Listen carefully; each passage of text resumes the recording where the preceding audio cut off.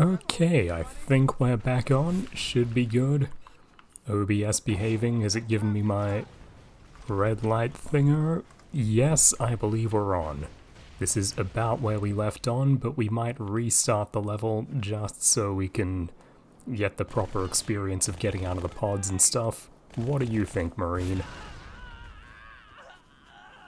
Oh, we can rescue him if we go back. And him. And this guy.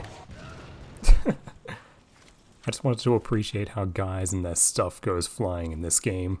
The gun goes one way, the body goes another, they kind of pinwheel through the air or whatever you call that motion, and then when they're dead we can admire their weird gear setup. I do love the ODSTs, they just look awesome. But yeah, we were going to go back, and I think if I hit reset level we can actually watch the intro cutscene again, which will just be a good setup for this scene, and we can maybe talk about details if I was too busy talking about Francis McDormandification last time that scene was on.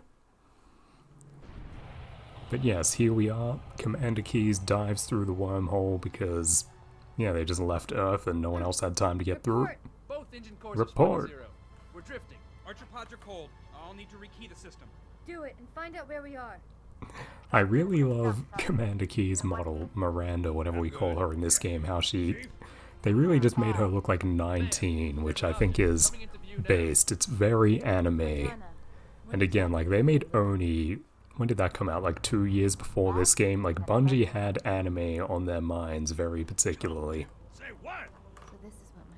What a great character model. Again, I think that, like, they're not really far behind Half-Life 2 at the level of, like, detail of live face animations they're doing on their characters. Like, it's not just in the cutscenes, like, random Marines when they talk to you, they're pretty damn good. Like this random guy who's got no name. Perfect. Given what we know about this ring, it's even more important that we capture the Prophet of Regret. Pretty Find out why good he if came you to ask Earth, me. Why he came here. Chief, take first platoon. Hard drop. Secure landing zone. And yeah, we're just setting the scene, and again, if you play the game in one whole big run, which I think is really the way you're meant to play Halo 2, this can feel a bit disjointed if, like, you play a level and, like, you go away for a bit, but if it's all still, like, one sitting or two, like, you remember where the Master Chief was, then, yeah, we were just chasing them. We went away for the Arbiter a bit, but, you know, this is like 5 seconds after the last cutscene ended. And, yeah, just all of the Master Chief's levels in a run make a very neat cinematic sequence, not too disrupted by the Arbiter stuff, which is worth the disruption. Find the bump. But yeah, what do? The Arbiter brings a fleet to Earth, apparently by mistake, causes that whole shit show, and then runs, and one ship is able to follow him. And now we're here. We've accidentally recreated the first game where one alien ship and one human ship fighting over another Halo, and the Covenant are on the ground first, but we're in right behind them. And we have these guys. Thank you, Eric Troutman, for the idea of orbital drop pods. I guess so. Not the first thing to do that, but working them into Halo was a fun idea. Neutralize those turrets. Good idea. We will neutralize those turrets and fight a few waves of aliens, then we can talk about Delta Halo more thoroughly. Well, didn't need to do that one.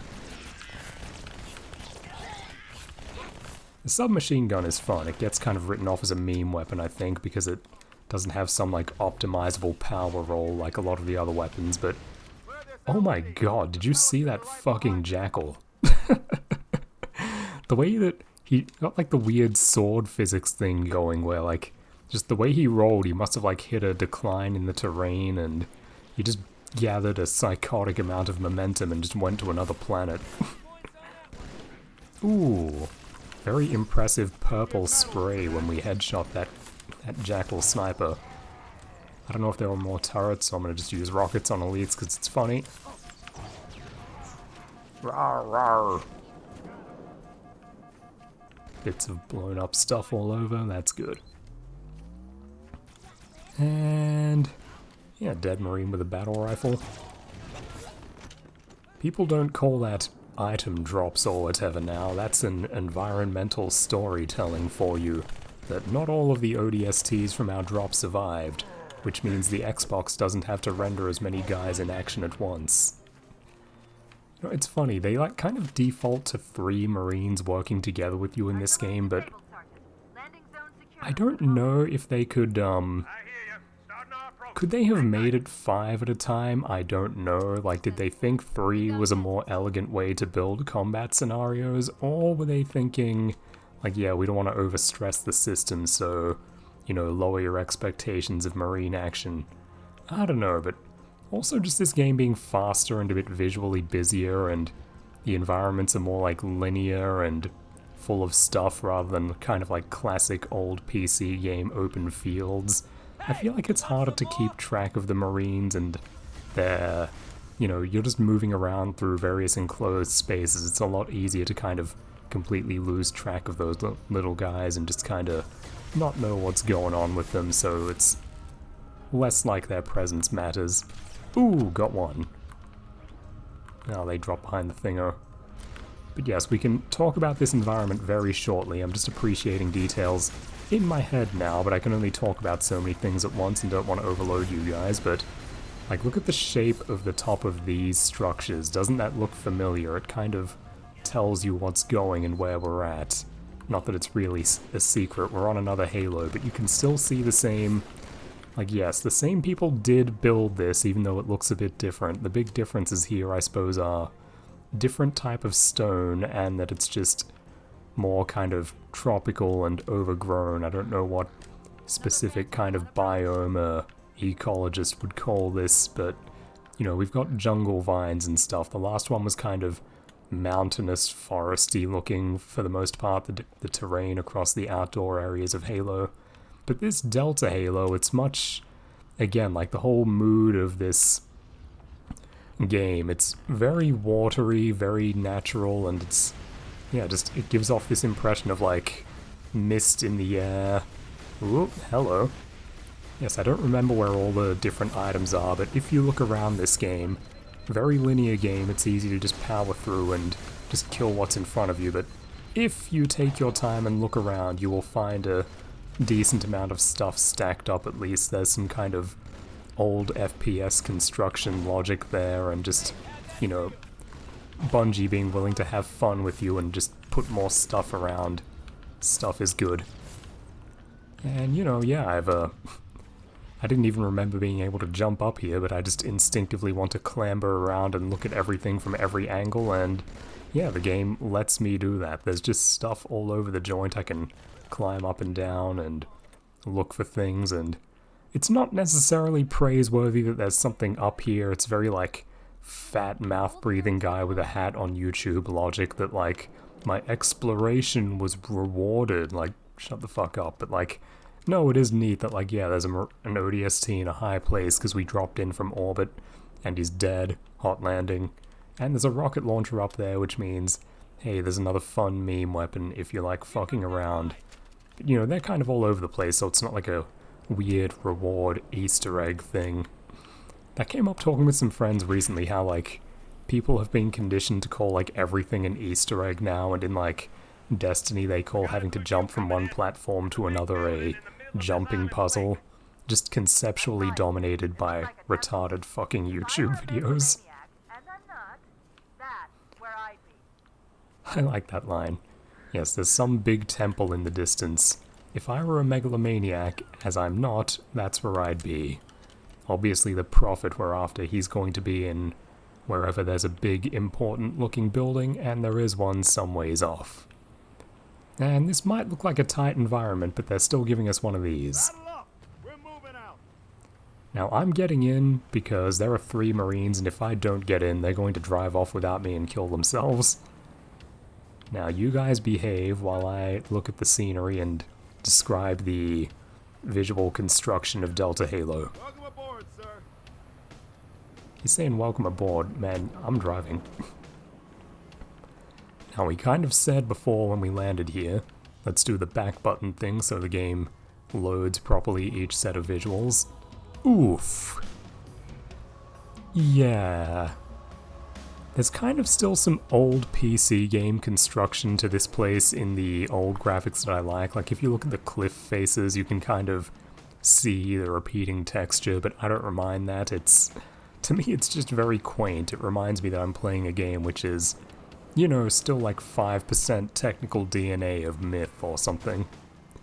Just a very neat thing I enjoy seeing. And yeah, as you can see, there is kind of a path we can take if we care to, up and around to where the grunt was.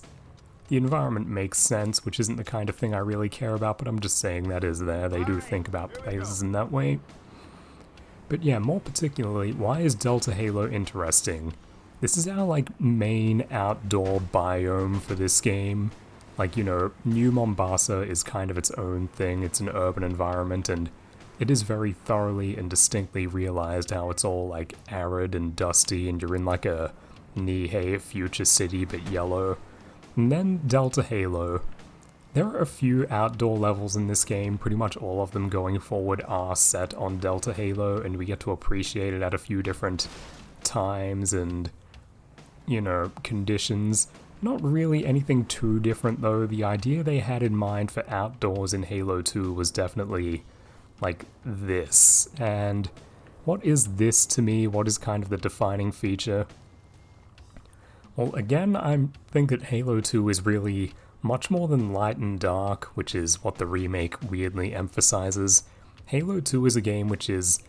it does have some nice shadowing, but really it's all about colors. Like, that's the primary thing which makes one section look different to another, and it's what I remember when I think back on this game, all of the beautiful colors and how there's such a distinct, you know, palette to each area, and there's like 2 primary colors which make the look, and just look at this brilliant sky here. It's not attention whoring with like psychotic neon nebulas, it's just, you know, it's kind of like a... it's not like full-blown raining, but there's kind of, with that lake right there in front of us, is that big enough to be a lake? I don't know, but, you know, we've got open water all around us, and these kind of mossy cliff faces, vines around. You can kind of get the sense that there's kind of a misty moisture in the air. It's not like humid tropical heat, it's a very cool, sharp kind of, you know, watery scenario, which I think kind of suits conceptually still what the Forerunners are about. Like, you don't really imagine, like, great Promethean inventors and, you know, masters of their circumstances. You don't really picture them in some, like, miserable tropical shithole. Like, no, if they're in a place with water, it's like this, you know, like very pleasant, healthy greens growing around, a kind of stony blue-gray sky, blue-gray water against gray mountains. I just find it very clean and pretty, and again, if you fern make it up, again, the colors kind of become less distinct as opposed to the impression created by light and shadow. It's very much like, ooh, man, like this tree is a good spot to sell it. Like, they really want to give you the impression of a, like, really harsh light source beaming down, like, super stark light, which hits things and creates shadows, and again, I'm not going to pull the gamer thing and say, like, oh no, that's inherently wrong. I looked at the book of game design or Halo design, and you're not allowed to do that. Like, no, you can make Halo look however the fuck you want. If a different team takes over and makes a new game, I don't want them to be obliged to do anything. If it's good, it's good. Just, this is very, well, again, I think it does just not have as much character as the last appearance. It's just kind of, all of the, like, detail spam, like, for the most part in this game, up to now, they weren't too bad, but good god, these, like, steep hills and cliff faces, these are a goddamn abomination. Like, this is easily, in my opinion, you know, I don't remember the whole game, but I'm pretty sure this is as bad as it gets. Like, holy good fucking god, what were they thinking? Like, it's not something I'd really gotten at this point up to now, but again, there's pardon me, there's kind of that sense of horror vacui going on here where it's like, oh no, like a plain piece of terrain, just you can see, like, a gradient of a slope and a bit of, like, a couple of things pasted on it. Like, that's no good, you know, we can't have a gamer looking at empty space. They'll think that we spent all of the assets budget on microtransactions. We gotta, let them know we're taking care of them. We're thoughtful world constructors because we put something on literally every fucking inch of the surface. And our poor ODSTs as well, they're just kinda... They actually become more colorful, but in a bad way. They're like this weird, like, 2020s Biden shooter blue armor on top of like a weird green jungle camo. And our other poor ODST gets like half buried by a fern when we change the graphics. Like, there he is in some nice, clean, like, old PC game grass, and bam! Where are you? Can you even see him under all the fucking visual noise? But yeah, again, like, we have that super clean lens flare, which I love here.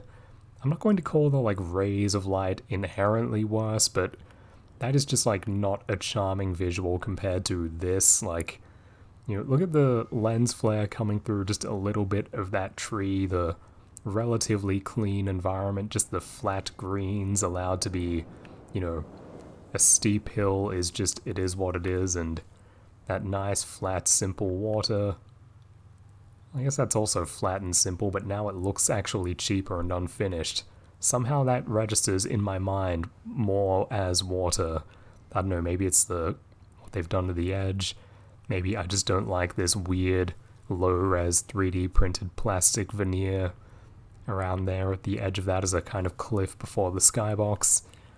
I don't know, just the overall visual impression, I find this much more charming, and again, I think they dried us out because they made this so kind of, again, like starkly hot. Like, if there's any moisture in the air, my mind is registering it as kind of humidity rather than the kind of, again, the whole visual character of Delta Halo to me is that, like, it's overcast and it's gonna rain soon is the impression we get. Like, do you know that kind of day, like it's coolish and the clouds are gathering, that kind of weather? That is a really distinct thing that, yeah, it's just kind of a card you might not expect them to play, and it's a very different look to anything we had in the first Halo, and it just made a very strong impression on me. I really like this whole section of the game. I think it's very pretty, and again, before we go, we will look at the structure. Again, I think it's a part that made an impression on a lot of people, so they repeat it a couple of times here in different ways.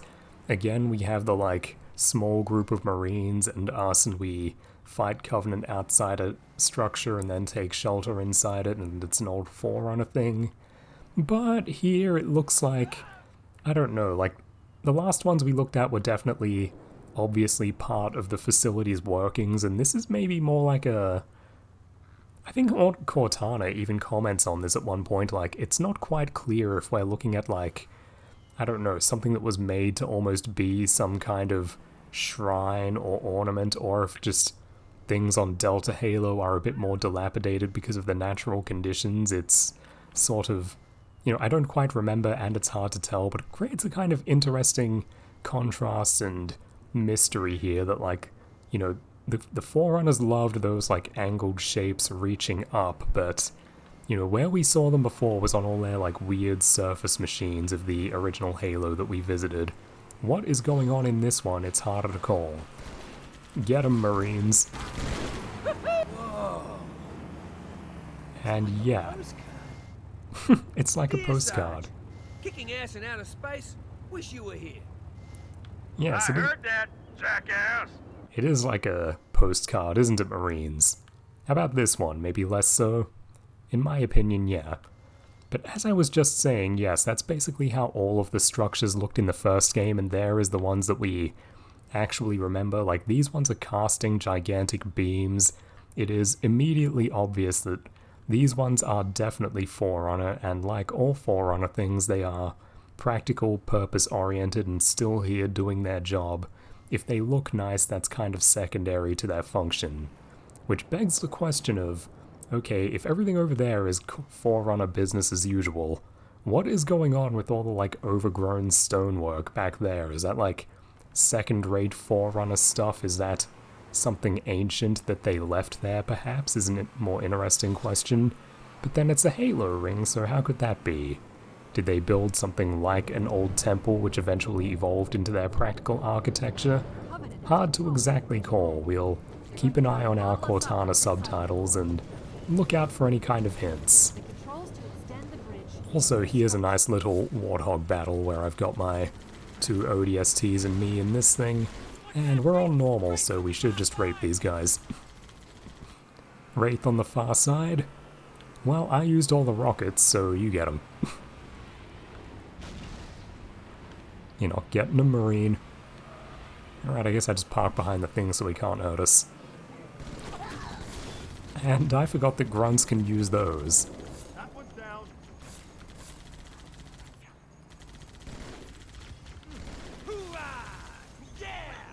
That's just another very funny and dynamic element of this game that makes it feel very alive that, yes, like, enemies aren't attached at the hip to their designated things. They have a lot of kind of initiative built into them, that they all really like vehicles and turrets. And yeah, like, grunts are shit with their little plasma pistols, but, you know, they see a ghost, they see a turret, they'll dive for that thing. They know their shit. They want to get on those force multipliers. And, hello. Whoops. There we go. Anyone else in there? Yes. Did I get him? Or did they all go out this way to find me? Oh, he walked into the Warthog. You can come in if you want, but I think you'd be better in there. Don't drive off with my Warthog. Oh, he might do it though. It'll be funny, so we might let him. We'll see if those guys are still there, or if they drive off and just faceplant into the Wraith. Speaking of, I accidentally visited it again. Let's go back up. No, don't go to the Wraith. But yeah, again, we're in a kind of the darker, stonier, kind of messed up looking building, a bit more dilapidated compared to the classic grey concrete. But it's got stuff built in. But wait up. Covenant stuff built in. Begs many questions. Did they set this up when they got here, or... And yes, there's a kind of Abrahamic chant for you. It's a sort of classically religious thing to chant, but the way that this prophet sounds when he chants in the Alameo language is very obviously meant to invoke kind of, you know, Catholic and Orthodox chanting.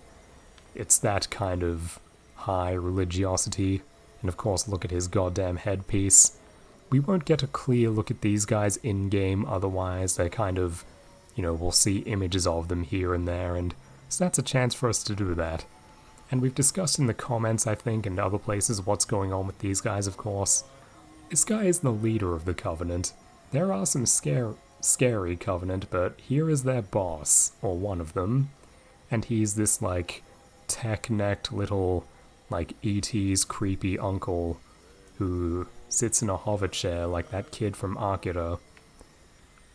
Yeah, you can see what he is. He is not a kind of man of action. He is kind of the classic bad priest archetype, a, like, weird, lying diffuser. We don't need him. Dissembler, whatever the fuck I'm saying. You know what I mean. This is not an admirable alien. This is kind of a, like, weird, shifty one. Roger that. Armor's on the way. Oh yeah, I forgot about that. We don't need to go and Warthog duel that tank. They've got something else for us. There he is. Come on, Sergeant Johnson. Yeah, I don't think there's anything of great importance to say about this point in the game beyond just, for contrast, again, it's all kind of like strong light blaring down, whereas, the little native birds look pretty much exactly the same in each form of vision, just, yeah, again, like the sense of the time of day and what the weather's like just really changes, and it gets this kind of, you know, just this, like, slight cool mistiness in the air, which is what I really love if we keep it on old graphics. And I don't know if you saw just looking at those little birds, I think it's very charming if you look at them. You can tell that they have the same, like, Halo physics going on as everything else, where they, like, can't really just, like, go forwards in a true flight pattern. They have to, like, glide like banshees.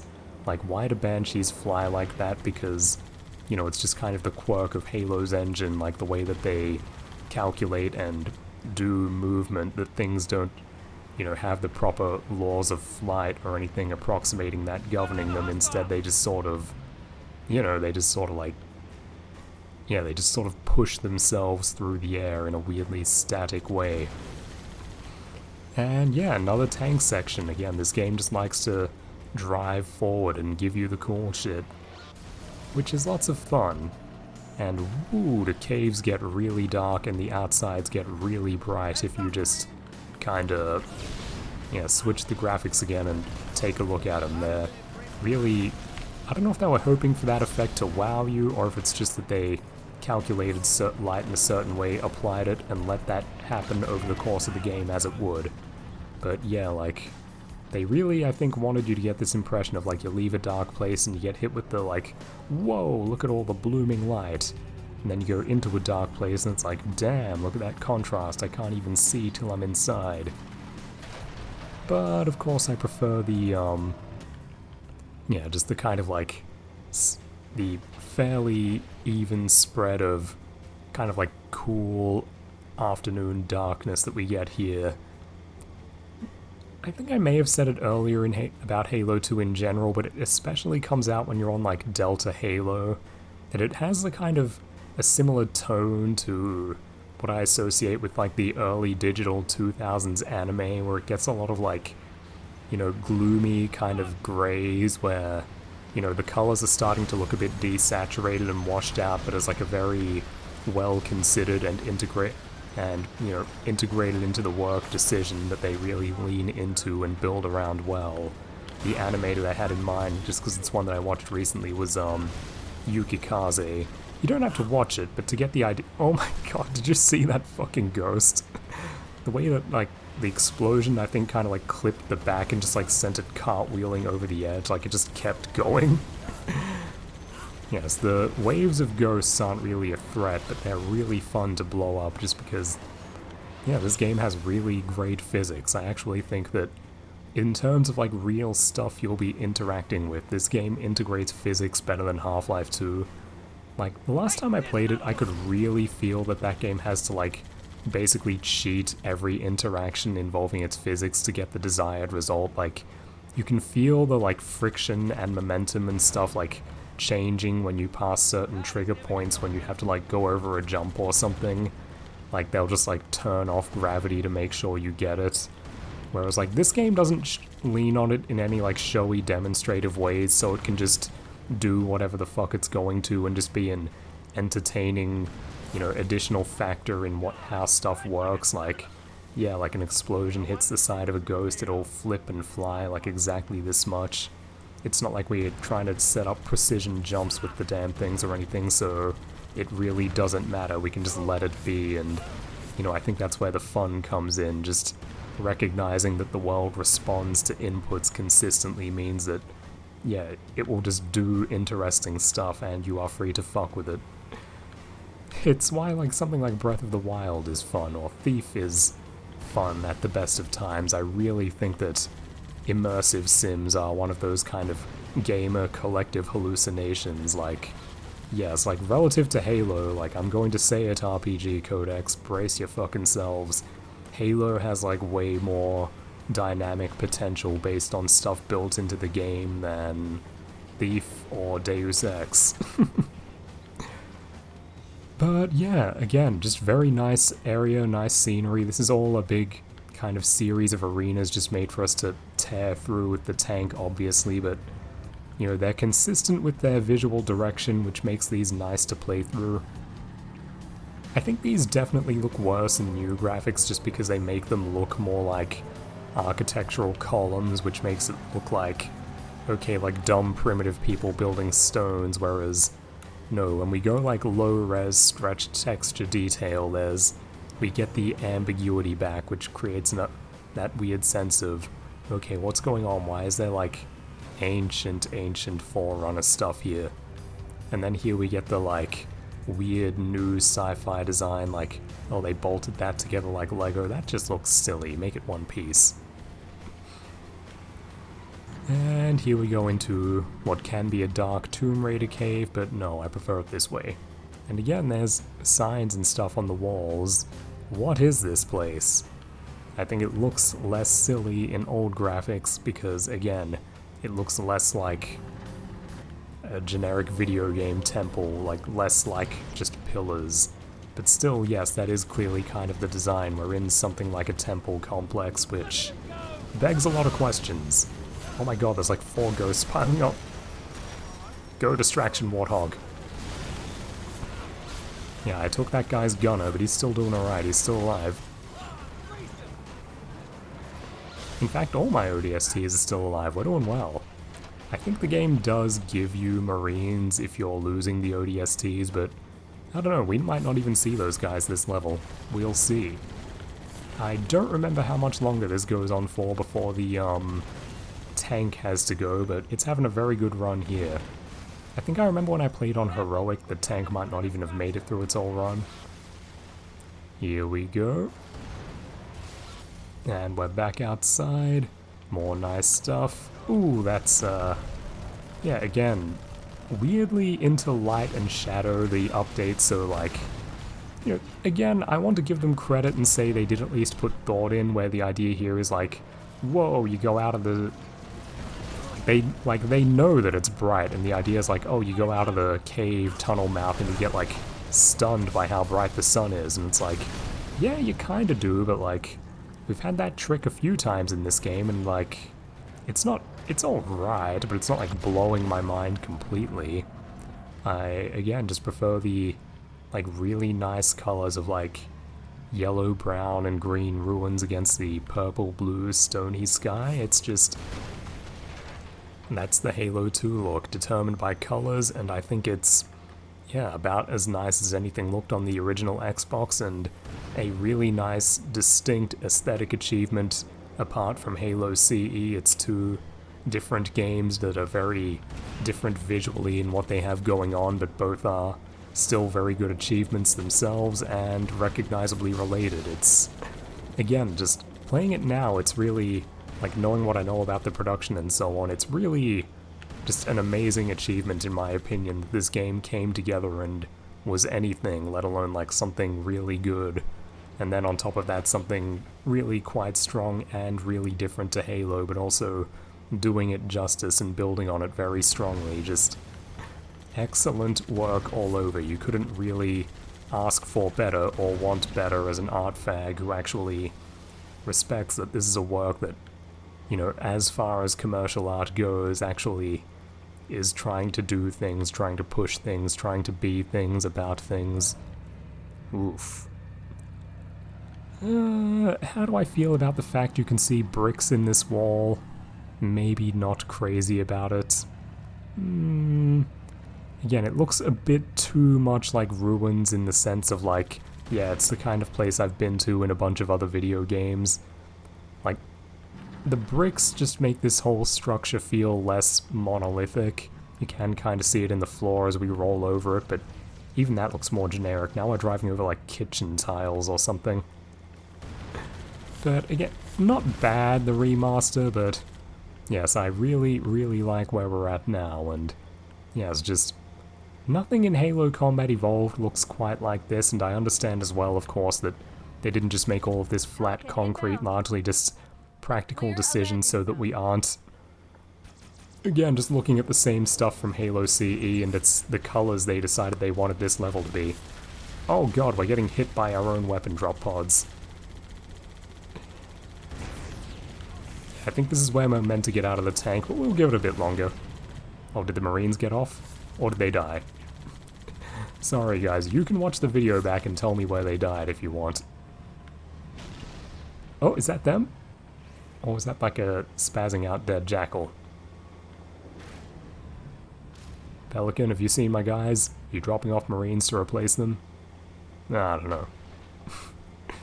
Alright, that's enough of the tank. You could see the Master Chief through its top. It's a bit beaten to hell. Look, they even modeled a, you know, did textures for a little interior there. Oh gee, 4 Marines. I don't remember that. Maybe it's also determined by difficulty. I'm playing on, Yeah, I'm playing on normal, so it's pretty happy to help me out with that. Let's just take 2 strong guns, battle rifle, and sniper. We could take assault rifle. Oh, we will take the rocket launcher, actually.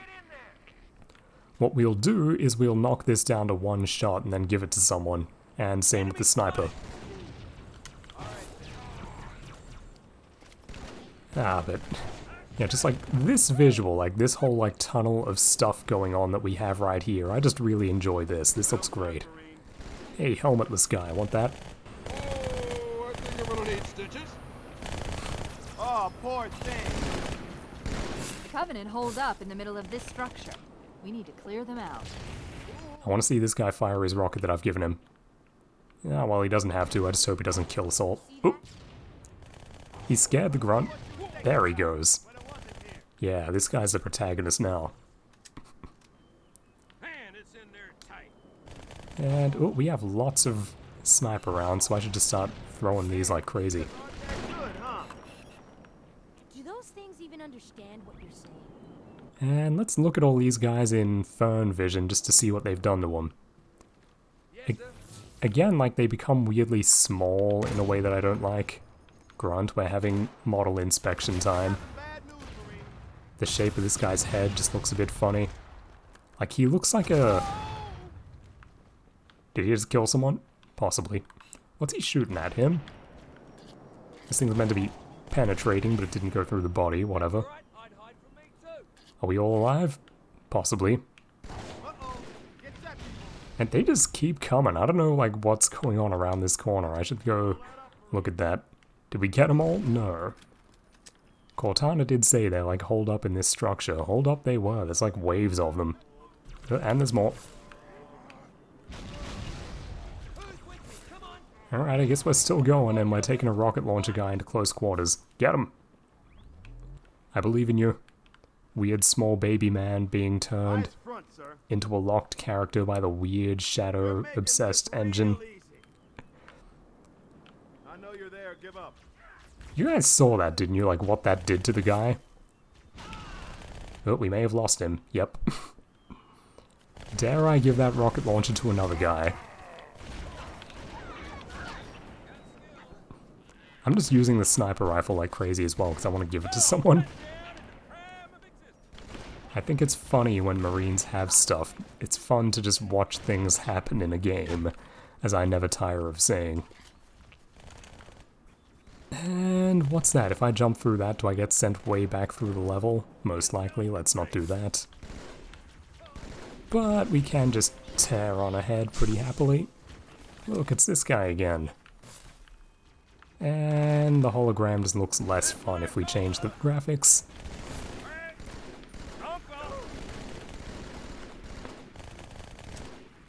That guy got his helmet knocked off. That can just happen to Marines in this game.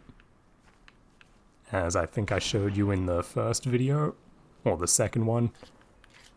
But yes, again, they maintain the impression of what a prophet is meant to be visually, like he's a weird bug-eyed E.T. if he's the Pope, but yes, I prefer the weirder design here where it's not so clear, like his features are kind of busier and blur together. They just create a more natural impression, whereas the new one has the weird, like, high detail model with weird lighting a lot of things get. I get that this is partially made by the way they've depicted him as a hologram, but, like, his eyes look like cue balls set in his head because they're, like, a different object or something. I don't know, but some games get a weird effect with the eyes. The Marines probably have it too if they're still alive. Can I do the jackals to get that? Sort of. I don't know, the face looks more like a painted hole, I want to say, with the graphics like this, whereas... Reconciliation. The prophets promised to find the means of the Forerunner's transcendence, and to share this knowledge with the elites. Let's listen to this. The elites promised to defend the prophets as they search. A simple arrangement that has become our binding covenant. Yes, that's the foundation of Covenant religion. More like mass suicide. And yes, as Cortana says, it's not a very good one, but the idea is that the prophets, their whole race of little ET men, had the kind of starting monopoly on Forerunner technology, while the elites were just these you know, bloody, virile, capable, intelligent, you know, just an expanding race who found them, and they kind of had a war, and the prophets had technology, the elites were stronger, I believe is the understanding, and they kind of stalemated each other, and it resolved into the Covenant, where they say, these weapons we've got, somehow they sell, that it's all ancient ruins, very important, we're gonna figure this out together, and then it becomes religion, whatever. That's not super interesting. We shouldn't talk about lore as lore in these. It's just a silly way to look at a video game. We should talk about graphics. Oh god, again, like, we really don't need that, like, light hitting those. It's like, no, I prefer this, like, weird kind of drab uniform lighting where, you know, rather than distinct shadows, we just kind of have a world that's kind of at a certain level of being lit. We still get impressions of shadow in things like I think it's just how they, like, painted this character's face. Like, there is an impression of, like, light hitting under his eyes, and then under that it's shadowed, like his cheeks are shadowed under his jaw. That's just a nice way to do this, in my opinion. The, like, hard lighting is just too much. Oh, you know, that's why their faces look fucked up to me. We need to talk about this now. That, like, their faces actually get hit by light or don't now, which means that, you know, most of the time when they aren't, like, getting hit by glare, they just have this, like, weirdly flat finish to their face, where, because the lighting is not subtle enough to create, like, the impressions you actually get on a person's face in, like, you know, just in a room or something like that. Whereas here they just paint in the details of being hit by light in a kind of uniform way under all conditions, which, yes, I think it just creates a very consistent, natural look, whereas this, like, weird, light-sensitive, reactive surface of a face just has a, like, weird, unfinished quality to it when it's not being shined on, and then when it does, it just like everything else in this game, just looks like matte plastic under harsh lighting. Well, anyway, that's a theory I've got going for the minute, that, like, yes, like, painted in, assumed shading here, versus, like, you know, an attempt at actually simulating light hitting a face, but it's just kind of not working well under most circumstances. And that's about all I have to say here, but yeah, just, in general, how many ways can I say that I want to say I really like the way that the old version of this game looks compared to the new way, but it's not as obvious a problem as what's going on with the Halo 1 remake, where it's just, you know, like an idiot who was afraid of anything just being allowed to sit, spamming crass, maximalist junk detail everywhere. You know, it's very easy to kick the visual direction of that game, but, you know, Halo 2 Alpha, people liked this. It's got more going on.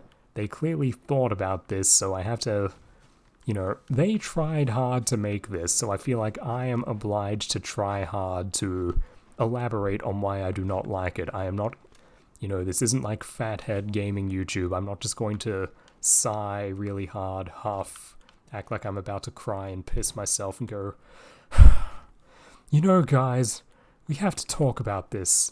It just, when I played it on my couch, it was special. And now they took away this specialness, I think. We need to talk about the not special anymore problem in video games. I have not special fatigue. No, we are not on that side of YouTube. We're going to talk about this like adults, so what's going on? Again, extremely strong emphasis on light and shadow done on a kind of like actually sort of simulated technical level or made to look like that, and yeah, I think, again, like, under the light and shadow, it's all trying to look natural and outdoorsy. Natural world hit by hard lighting. That's the look of Halo 2 Alpha. That's my attempt at being as fair as possible and summarizing it, and, you know, I don't think anybody has tried to call me out yet. I think I must be doing halfway agreeably. You know, no one seems frustrated by how I'm putting this. Giving it a fair go, and yeah, that's one way of doing it, perfectly legitimate. This is another. Though on this level we do also have a bit of the, like, guy is anxious if we aren't spamming detail. Like, can't that just be a cliff? No, it's gotta be one of these, apparently. Maybe that even makes more sense ecology-wise, but, you know, no, I prefer my, like, hard, flat stones with little bit of growth going off of them. Again, the, like, slick grey stone look lends itself very, very strongly to the kind of cool, misty, rain is about to break feeling of this level, which is what always stuck in my mind about it. And again, like Yukikaze, a work I found very striking that I only watched more recently, similar point in time, and there was always a strong aesthetic affinity between Bungie and popular Japanese stuff, with anime especially. Like, maybe they're channeling the same things, maybe they were even, like, looking at each other, I don't know, but Yukikaze, as well, is set in, like, a lot of places that are grey and sparse, and there's, you know, the indoor environments are similar, and it's really trying to look beautiful within that, and it's kind of a desaturated, very clean, early digital anime look, and yes, it's just a kind of, like, very nice, melancholic-looking work about long-faced, sad anime people.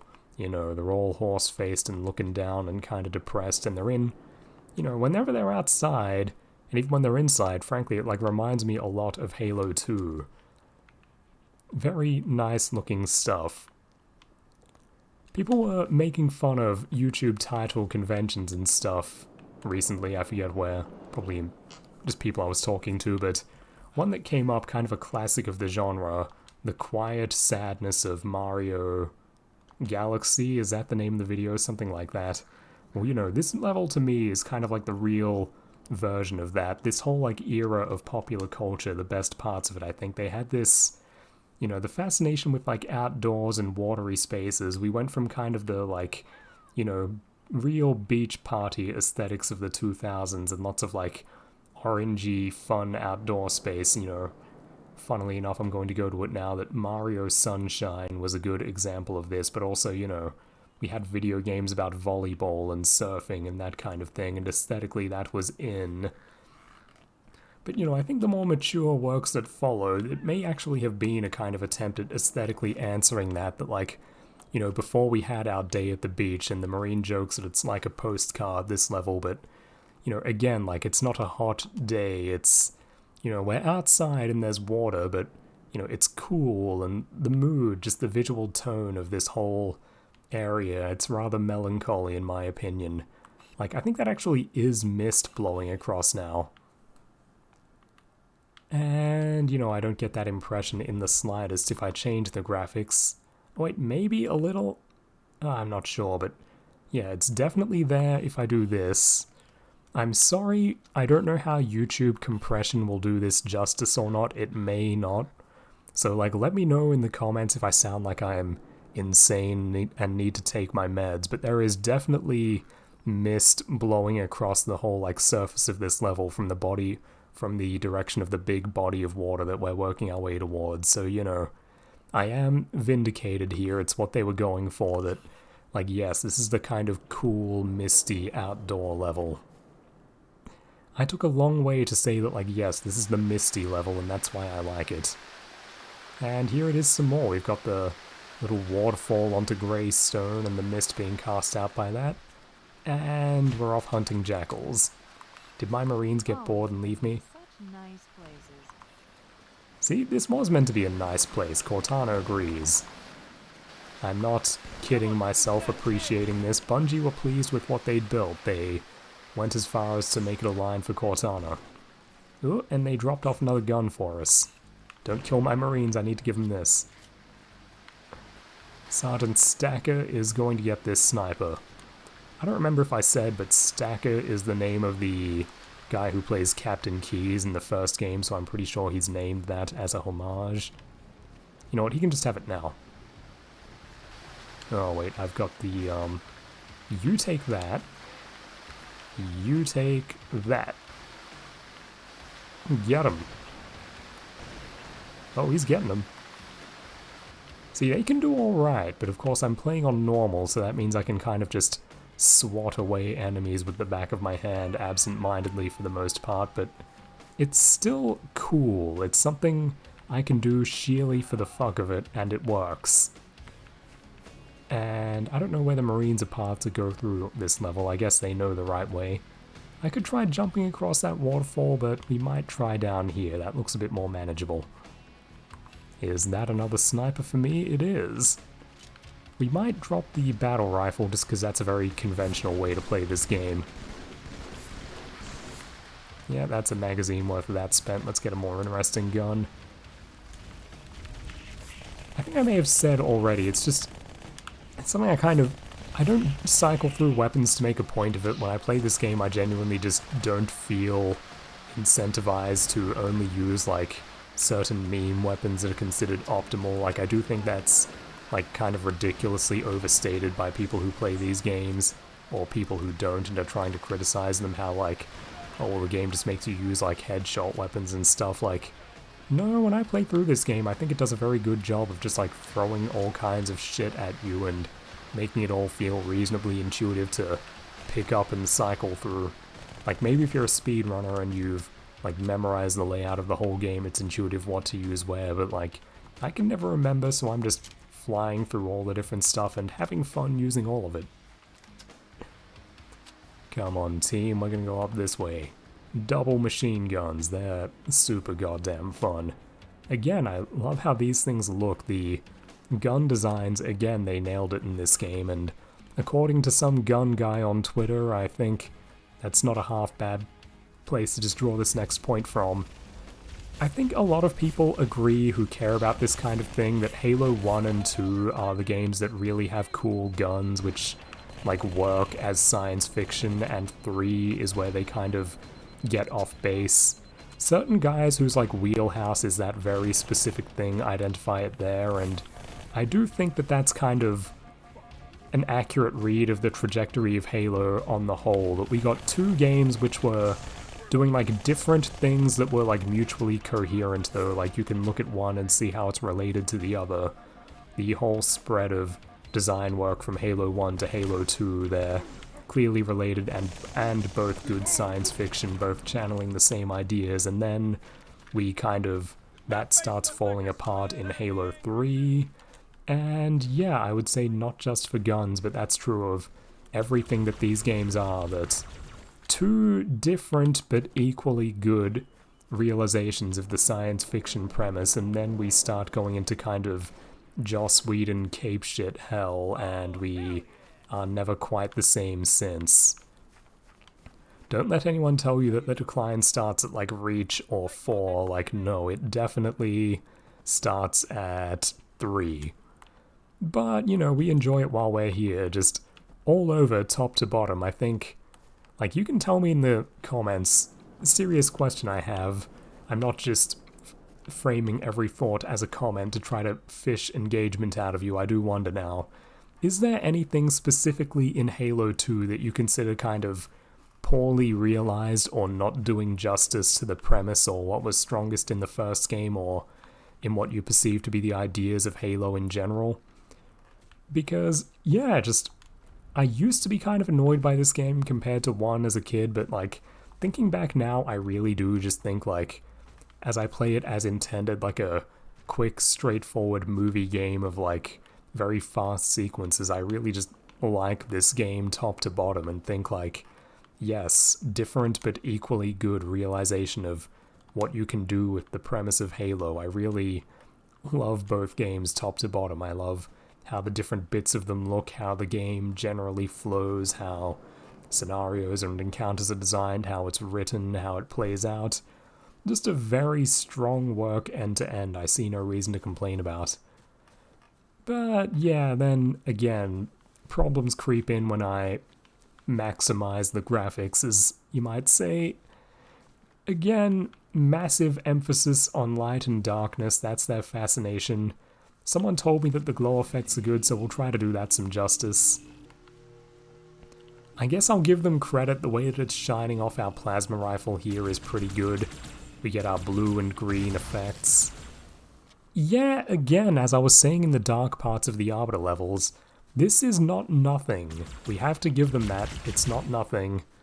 But, again, the kind of, like, flat, misty, color-driven design of this level is just so striking to me. Like, a lot of people, I think, consider Delta Halo the prettiest part of this game, and I don't think that's because, you know, that's a Still no word about I think that that's because of what specifically is in the Bungie incarnation of this place, and it's lost if you look at the newer version. consider us a very serious threat. Like, it's not about the fact that there's, like, water and cliffs, it's just the sheer geography that's nice. I really specifically think that, like, yes, if people are wowed by this level, it's... the color just kind of makes it visually, defines it so strongly. Like, this level is its color scheme. Halo 2, on the whole, is its colors. Like, that's the defining visual characteristic of each level. I've said that over and over again, and I'm just going to keep saying it because anytime I talk about how this game looks, how it was received, how they tried to treat with it going forwards, that's just the most important thing to acknowledge, I think, that, yes, color-driven game, that's what Halo 2 is. And the USP is not quite that accurate, I suppose, but it'll deal with these guys. Yeah, it's not the Halo 1 pistol, but it's still something I always find fun when it turns up. I'm happy to dump a few magazines out of it. Now, I think because I went back and forth over loading zones a bunch, I despawned my Marines, but oh well.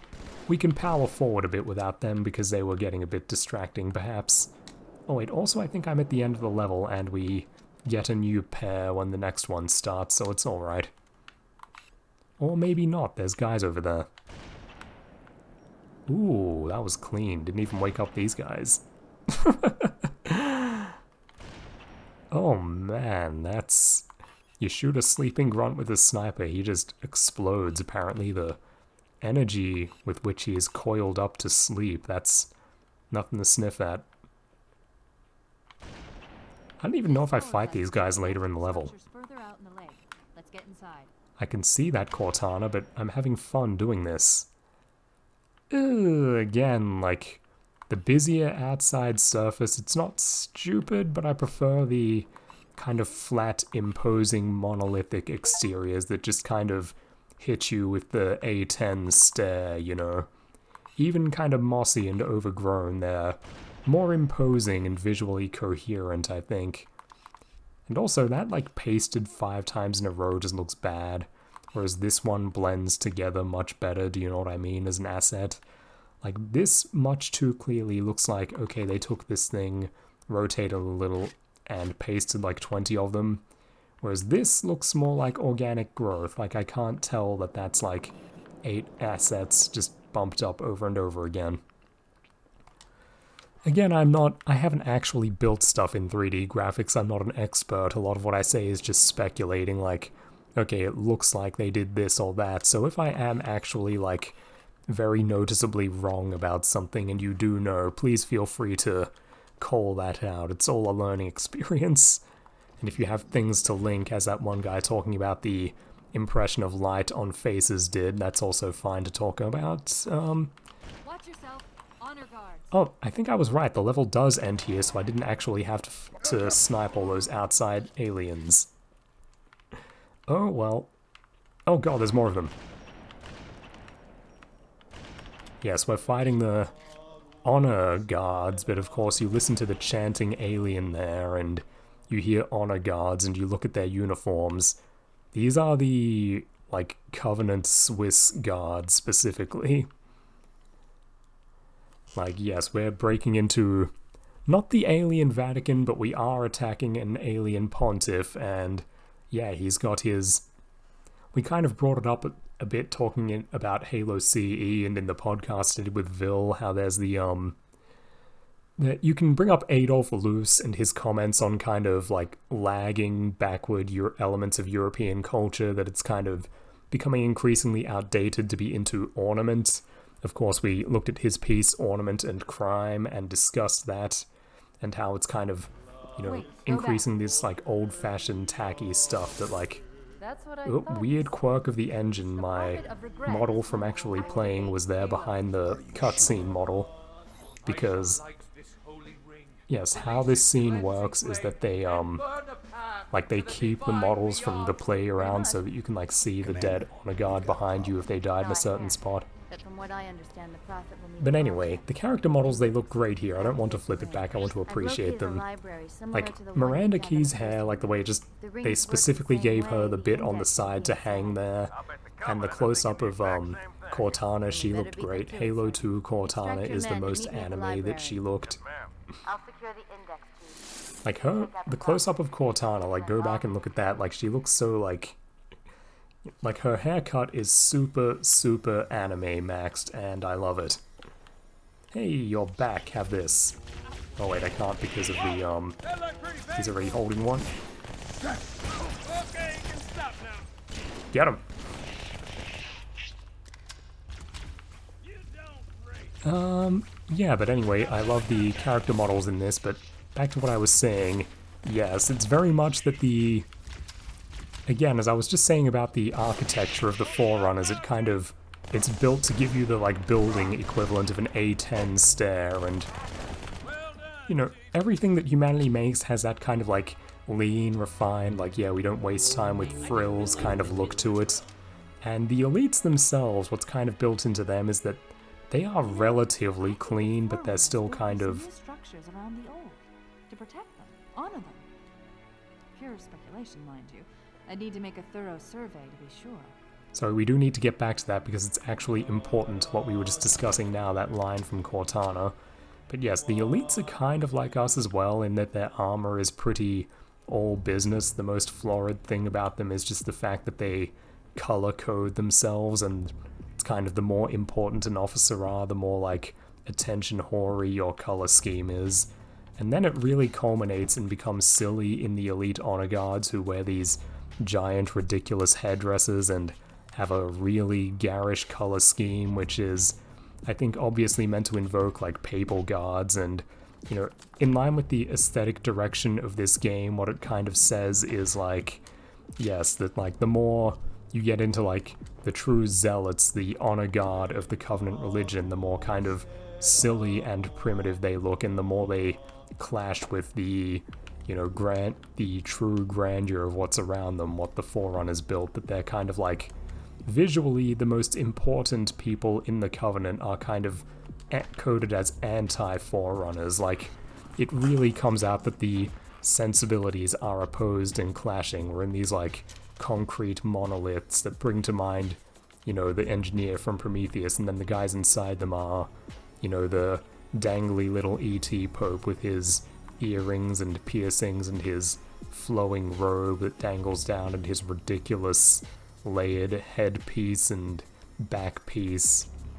Just a very ridiculous looking guy, and I think I shouldn't have to elaborate at too much length by this point. You should get my read of the series that, like, yes, this guy is like an anti-Forerunner aesthetically, and the elite honor guard are guys who have been kind of roped into looking retarded out of loyalty to this guy.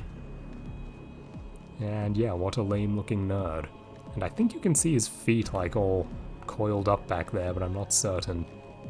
Is that meant to be his feet under his body? I don't know. But anyway, just a very sickly, lame looking dude, and his robes, like the elite honor guard outfit, they despawned, we might look at more later. Yes, the idea is like, yes, they're doing a visual storytelling. The elite honor guard looks silly. Now, I was saying, why does this installation look different?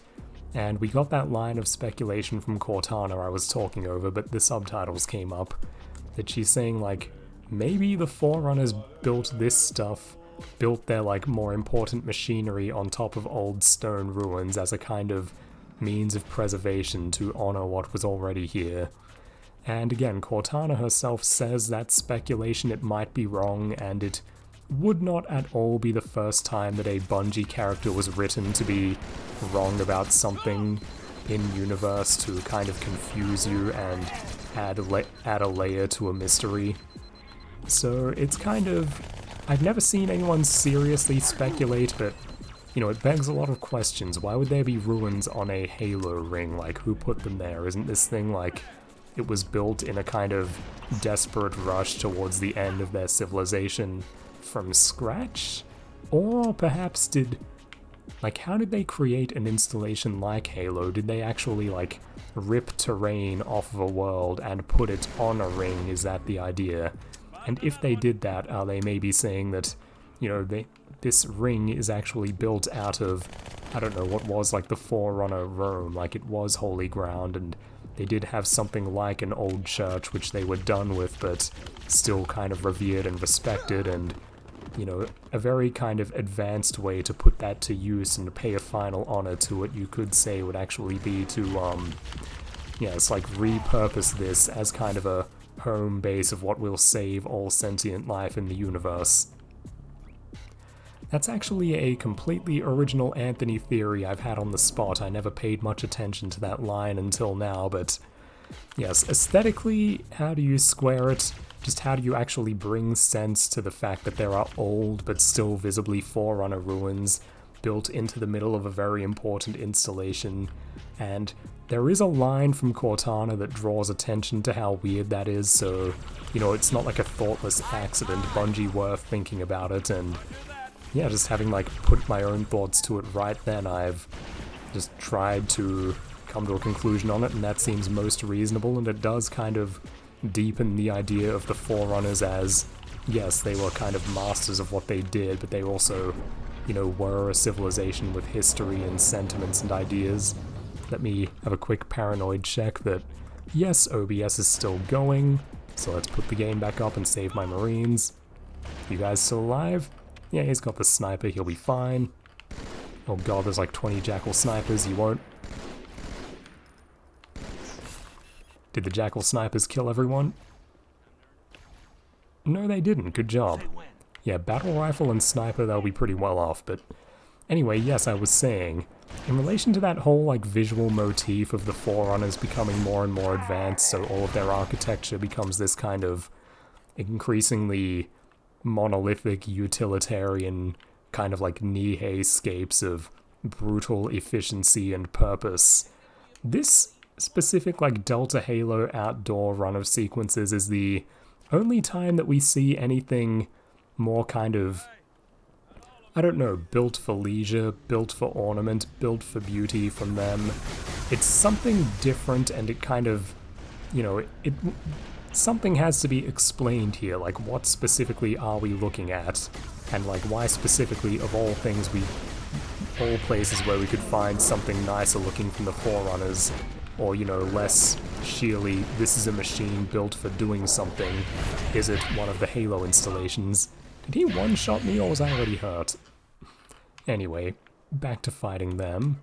I'll let the guy keep the sniper rifle. I'll fight them with this. Don't know if this is efficient or not, but we'll try it. Also, David Cross, if you could land a shot on these guys, that'd be great. Okay, never mind, it's mine again.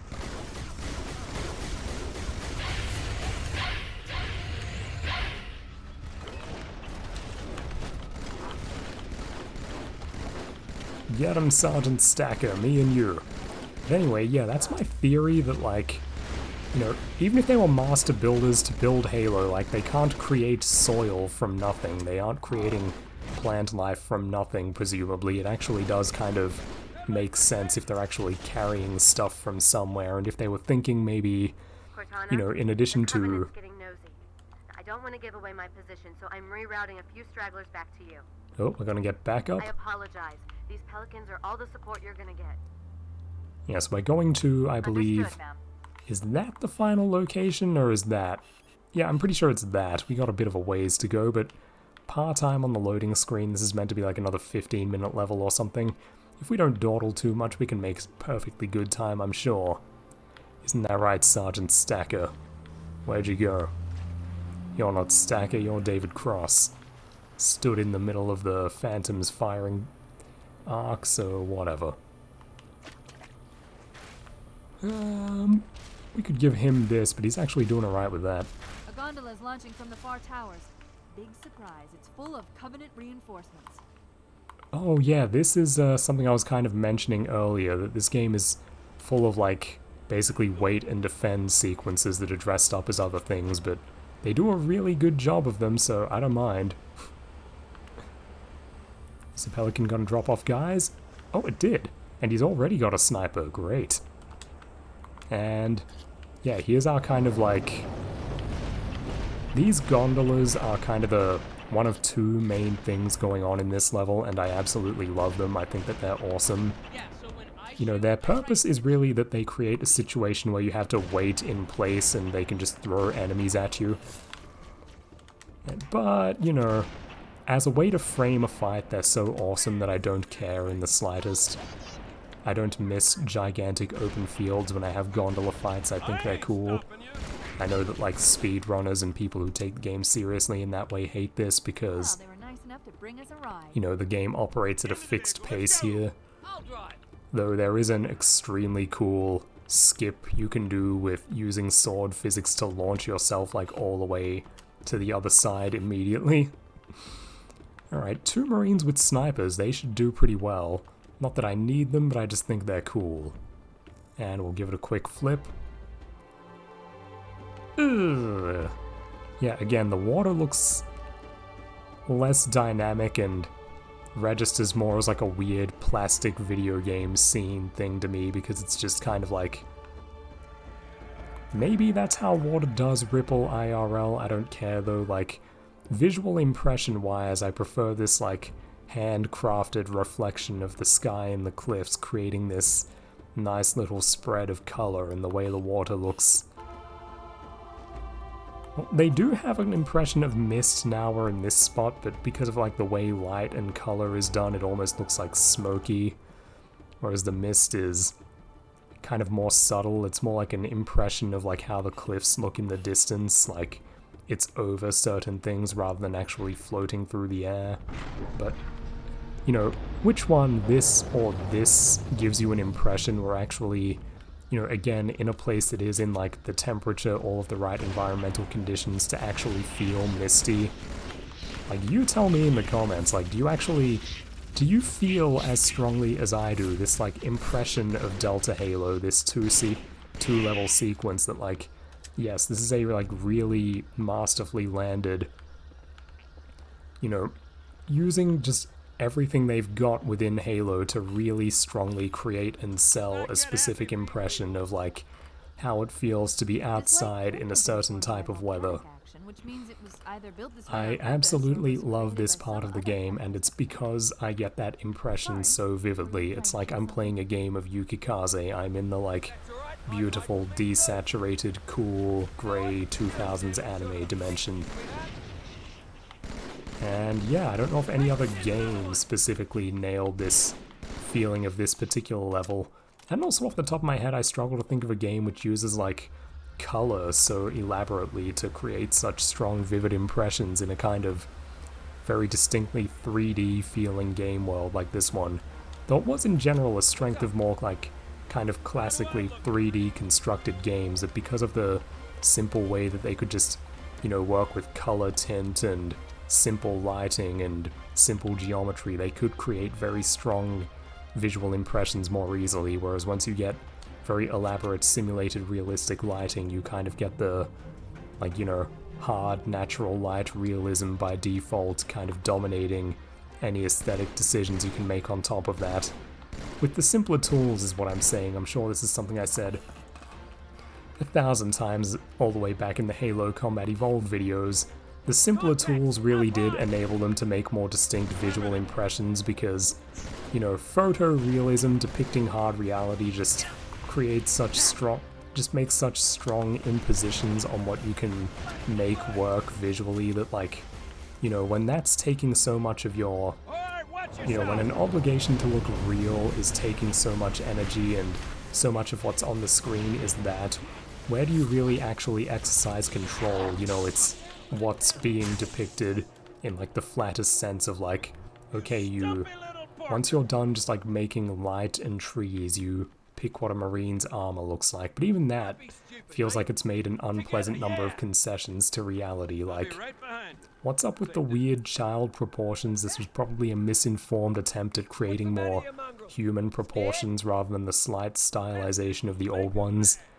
It reminds me, this girl I used to know who drew she was kind of alright at it. Anyway, point I'm getting at is, like, I remember she was trying to draw the girls from Evangelion, and she was saying, like, ugh, where are their organs? They're so skinny. And she's like, here, look, they're built like real teenage girls. And yes, she draws, like, ugly Fridge, Rei, and Asuka, and it's like, yeah, good job. You fixed them. Go tell the Japanese. I'm sure they'll be thrilled, just thrilled with what you've done to them. Send this to Hideaki Anno. Stat. But, yeah, like, that kind of, the tendency, the mistake that leads to that, if we apply kind of the good faith reading here and say it was just like, hey, I just think that, like, real good proportions are an inherently good thing, and let's try that. Yeah, it's kind of like, no, this... like, your idea of what reality is, like, imposes so much upon you that, like, you know, where so much of the nuance of the design is basically not allowed to get in. Like, once you're done drawing a person as a person is meant to be, what's left to do, you've basically, like, you know, beyond their, like, weird anime stylizations, if you decide that, like, realism is too important, you have to make way for that. What's left to do? You just draw, like, a real human being and give them a red or blue outfit and some, and, you know, like a downgraded version of the classic haircut, and then you're kind of done. And that's what Halo 2 does with the outdoors, like the reality of how that looks. It's like, yeah, okay, so the light has to look a certain way because of the sun and how that behaves, and, you know, just light has to behave a certain way. We have to have shadows, we do the color of water, the color of trees, and it's like, yeah, you know, who's the visual director of this game? You or the fucking world outside? So, yeah, just, if our tools oblige us to depart from that, obviously it's a problem we don't have to worry about, but yes, they could have been braver, I suppose, and taken more of a stand from reality, but they didn't, and it kind of begs the question of, you know, if they don't lean into photorealism and naturalism, what exactly do they do? Because otherwise, if you're okay with Halo looking like a video game, you just leave it at this, don't you? And again, I think an example of, like, very, like, faked, purpose-oriented, like, one-off lighting tricks works better than the attempt at, you know, a more robust solution here. Not even getting into, again, their, like, weird child faces, but what do we think of these scopes real quick? The gun in general. I guess it was always kind of a thing built into Halo 2 that we're stepping towards, like, military realism. People are excited about the desert wars of the 2000s.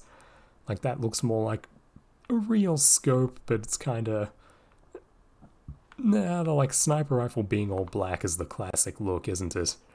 But anyway, once we go down here, like, the way the light is about to play off of faces, that's kind of what I want to look at, that, like, yes, this is very dynamic, this is very fixed and fake, but I think the fixed and fake solution looks much better. And here we go into the Star Wars Phantom Menace Underground. And what were they thinking? Secure transmission from Regret's carrier to something called High Charity. It seems to be a formal Like, is there some stone edge under here? Possibly, if you look at it this way. And then if you turn on this, it's just like, yeah, we're in Atlantis. Forgive his premature arrival, arguing that no human presence. And yeah, sorry, back off of that though. Of course, I love the, like, weird, eerie blue, which is entirely the tone of this scene. But also look at how the light plays off of their faces. Like, they just painted a, like, we are underwater with the weird underwater lights hitting their faces look for them to have when they're in this elevator. And it looks 1,000 times better than actually trying to have light play off of their faces dynamically based on what's hitting it. Like, yeah, and it's like I was saying about how they're just outside, how, yes, when they're outside they have one look to their face, and it's just kind of a painted-on, generic, how does light hit a human face outside, like a bit of shadow under the eyes, light hitting the cheeks, very simple. And once we go into the, once we go into the new graphics, they get their, like, weird plastic, like, matte 3D plastic printed child man's skull just being hit with, like, a full light beam and lit up, and it doesn't really look better then. Or it's in the dark and it still looks wrong. Whereas, yeah, the old faked hand-painted solution of how does light look on a guy's face, 100 times better. All you need. And there even is a little bit of dynamism there. Did I leave one alive? Apparently. Yeah, they were freaking out about him. But, Jesus, there are more? They're very good at hiding. Give them credit. They're actually behaving properly like grunts. They don't want me to find them. And yeah, just excellent lighting of this whole scene. I don't know how dynamic this is, how fixed it is, but it all just works. It does what it's meant to. And this is, yeah, like the flow and movement of water is the impression they were obviously going for in the old version, and we just don't have that in here. The lighting is not flowing. And like again, this guy's face is just full lit by a nearby light, and we either get shadow or light, and I can actually demonstrate with the Master Chief's shadow here how it's like, you know, here's the power of the new approach and all his dynamism. The light and shadow Halo 2. Are you impressed? His face can look like either this, or this. This, or this. Are you impressed? And yeah, here's just how a face looks otherwise in Halo 2. You know, I can't do the Master Chief's shadow trick to this guy. Do I even have a shadow? Barely, it's subtle. Maybe that's also more realistic in this room, I don't know, but yeah, his face isn't like monolit. Well, it kind of is, but it's painted to have shaded details onto it, as I was again saying before, like around his jaw, under his cheekbones, under his brow. You know, this is built around the fact that they can't do like casting light, though they also kind of do with this guy here, but again, it's largely faked, and if I push you into light to just see how it changes... nah, you were in, man. Alright. Well, anyway, yes, like the primary way that you read the light on someone's face is just what's painted on, and then there's like, basically this guy steps into light and there's like a kind of simple toning up of the like radiance of his whole face, if you understand me. I don't know the technical terminology, but I'm doing my best. Come on, buddy, I want to see you like transition between light conditions on your face. There it is. Yes, did you see how like his whole head lit up like a light bulb rather than light or shadow casting onto it? I think I can see what they're doing, and anyway, what I want to say is, again, just that I believe that they like painted on a look for their faces which would provide the bulk of the detail, and regardless of how much light they're in, because the actual way their heads change under light is just like the whole head glows a bit or doesn't. And then the other thing, of course, is the whole character of this room, that the sun breaking through the surface of the lake through the water and hitting us in this room creates this very weird wavy lighting above us, which is, yeah, like basically the whole justification for us going into the underwater elevators and through the underwater bridges between the surface structures. And if the underwater looks like this, is this really a justified scene anymore? I guess we get the monolithic Atlantis architecture outside, which I think kind of doesn't make sense, because, yes, this whole installation, if we accept that the Forerunners kind of took some old stuff and put it here as kind of a civilizational meme homage to their own past before they give themselves the giant send-off, I can accept that, but did they also dump a bunch of it underwater? I mean, you know, it's the end of their goddamn civilization. Maybe they did. Maybe they saw some kind of dramatic irony in this or something. They just thought it was cool. They were in a hurry, I don't know, but yeah, I think it's much more striking if we don't really know the state of what's going on out there. And some stuff that'll happen later kind of leans as well into very strongly this idea of like, okay, this lake is kind of an inherently weird place and we don't have a 100% grip on what's going on around us, and like, yeah, we have these weird spotlights pointing at nowhere. And again, they had to make the lights a kind of realistic light and shadow casting effect, which means that, like, yeah, it's just way too brightly lit because they wanted you to see the stuff. And then there are still lights out there, but they're like tiny ones we were seeing outside, and they're casting this little like torchlight on monolithic structures that are already easy to see. That is such a different impression to like, ooh, holy fuck, we're like truly deep, deep under the water, and we've got these really powerful lights just kind of casting these weird beams into nothing. Again, just really brilliant use of color to kind of paint a mood for the whole level. You know, each level has a kind of palette to it and really just makes a distinct impression. It is a very distinct thing versus the kind of obligatory high lights and shadow realism. And the other thing I meant to say, of course, is that we don't get the wavy lights. Oh my god, how did they consider that acceptable? But of course, their like fixation on their really specific standard of lighting means that, like, no, you don't get like one-off cheated effects. This game is really specifically about lights being cast from above by the sun. We don't just mess with the nature of light for a one-off scene to create an effect that looks fucking cooler than anything we did. You don't get to have your corridor be like blue wavy in the middle and gold at the ends. You get your weird, stark, naturalist office lighting, and you enjoy it. And also the fish just look less eerie when we've got the graphics up too high and you can always see them. Like when they're too clearly illuminated, you can see again that, like the birds outside, nothing in Halo can quite move naturally. They have like a weird gliding motion, and yeah, we don't see them as well here. It's easy to lose track of them. It's, again, just another thing that creates a better aesthetic impression in the old version.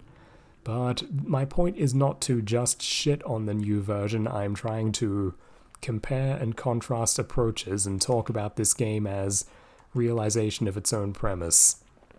Alright, and they going up, and I guess we're going into the same room either way. That's a big prophet. And he looks really goofy when you scale him up in new graphics. Yeah, we'll look at that in a moment. I have to not get Jackal sniped though.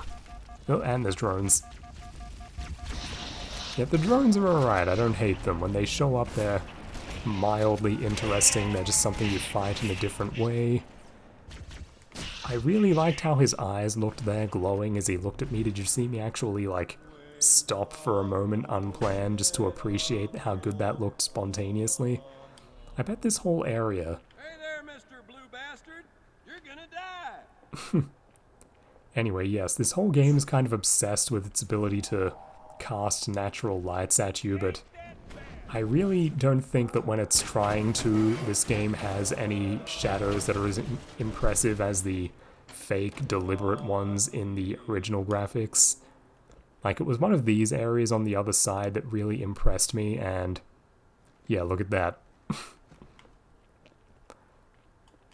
Like, I think, again, it was probably what really undid them here, was trying to make robust, natural lighting for the scene, whereas, like, yeah, the fake, painted-on, stylized depiction of this room just lets more visually striking scenes be created. Like, why is this room so dark? Should it be, considering where the light sources are? I don't know, I don't care. I think that this room with all of its weird, dark nooks is super cool. Like, I was just genuinely, like, struck by how good it looked when that drone approached me from the dark spot. And I died, so we get to look at more of this room. Ooh, why don't we play through it like this for a little? Do you feel as disappointed as I am that we're in the, like, crazy bloomed out version of this room? Oh, hey, the shotgun sounds different. That's not a bad shotgun sound, I have to say. Very different. Again, it feels kind of realistic in a way I'm not crazy about, but it does just have impact, you know, like it lands like it's fucking heavy. Like you get that sense of like a jackhammer mechanism going off inside this thing. That didn't sound too good, did it? You get both. Also the jackal shields I'm just not crazy about. They look a bit too much like a flat disc made out of like lame laser or whatever. Most of those we encountered on our search were compelled to join Oh our look, more to take part exposition. in a movement that promised freedom for allegiance, salvation for service. But some, like the humans, chose to impede our progress, block our access to sacred sites, damage holy relics. For their transgressions, the humans shall be hunted until none remain alive. We have some... Oh man, he is so dead. I don't know if you guys can hear, but there's some like very subtle like water music ambience going on here, I think. But yes, what I really wanted to talk about is again just like him scaled up. He doesn't look good. We can try to draw visual rules around that, but why bother? I just don't like what they did to him. And yes, the like really sharp focus on his face is not good. He's too bright. He looks very weird and enigmatic here. He's a still, even despite being a hologram, a weird dark figure in a weird dark room, and like the rendering is imperfect, whereas here he's just like, he looks more like his 3D model with an effect on top. Here he's more like an actual weird holographic projection thing. No real hard rule there again though, it's just my preference. And this whole room, it looked really nice to me on this. And again, it's just like, what are they going for? Is this kind of anything, or is this just like them deciding like, no, we looked at the rules and you can only get so many fancy lights in here. Shadows, like, no, the window's there, you don't get a cool, weird, shadowy nook here where you can have your showdown with the drone. No, you get your like... Yeah, like, this moment made me stop because I thought it looked so cool when it happened in old graphics. If it was new ones, I wouldn't even have noticed. And as I was, like, giving them credit for before, like, there actually are moments where the new graphics can land some solid effects with the, you know, light and shadow, like, you know, plasma weapons lighting up in dark areas. They can do that pretty well at a few points, but, you know, they kind of, like, played against themselves there and designed a great shadowy room to just be, like, naturally lit in the most boring way possible. And yeah, this room is full of camo elites. Yeah, let's turn on old graphics. It makes them easier to see, but also it just makes the room look nice. Like, it almost didn't even register with me that this room is partially flooded on new graphics. It's just not as neatly landed in effect. Get him! Yes, I just think this, like, waist-high room of water looks a lot better like this, don't you think? This is... I'll still say that this is the best that these... Oh god, he's got a sword.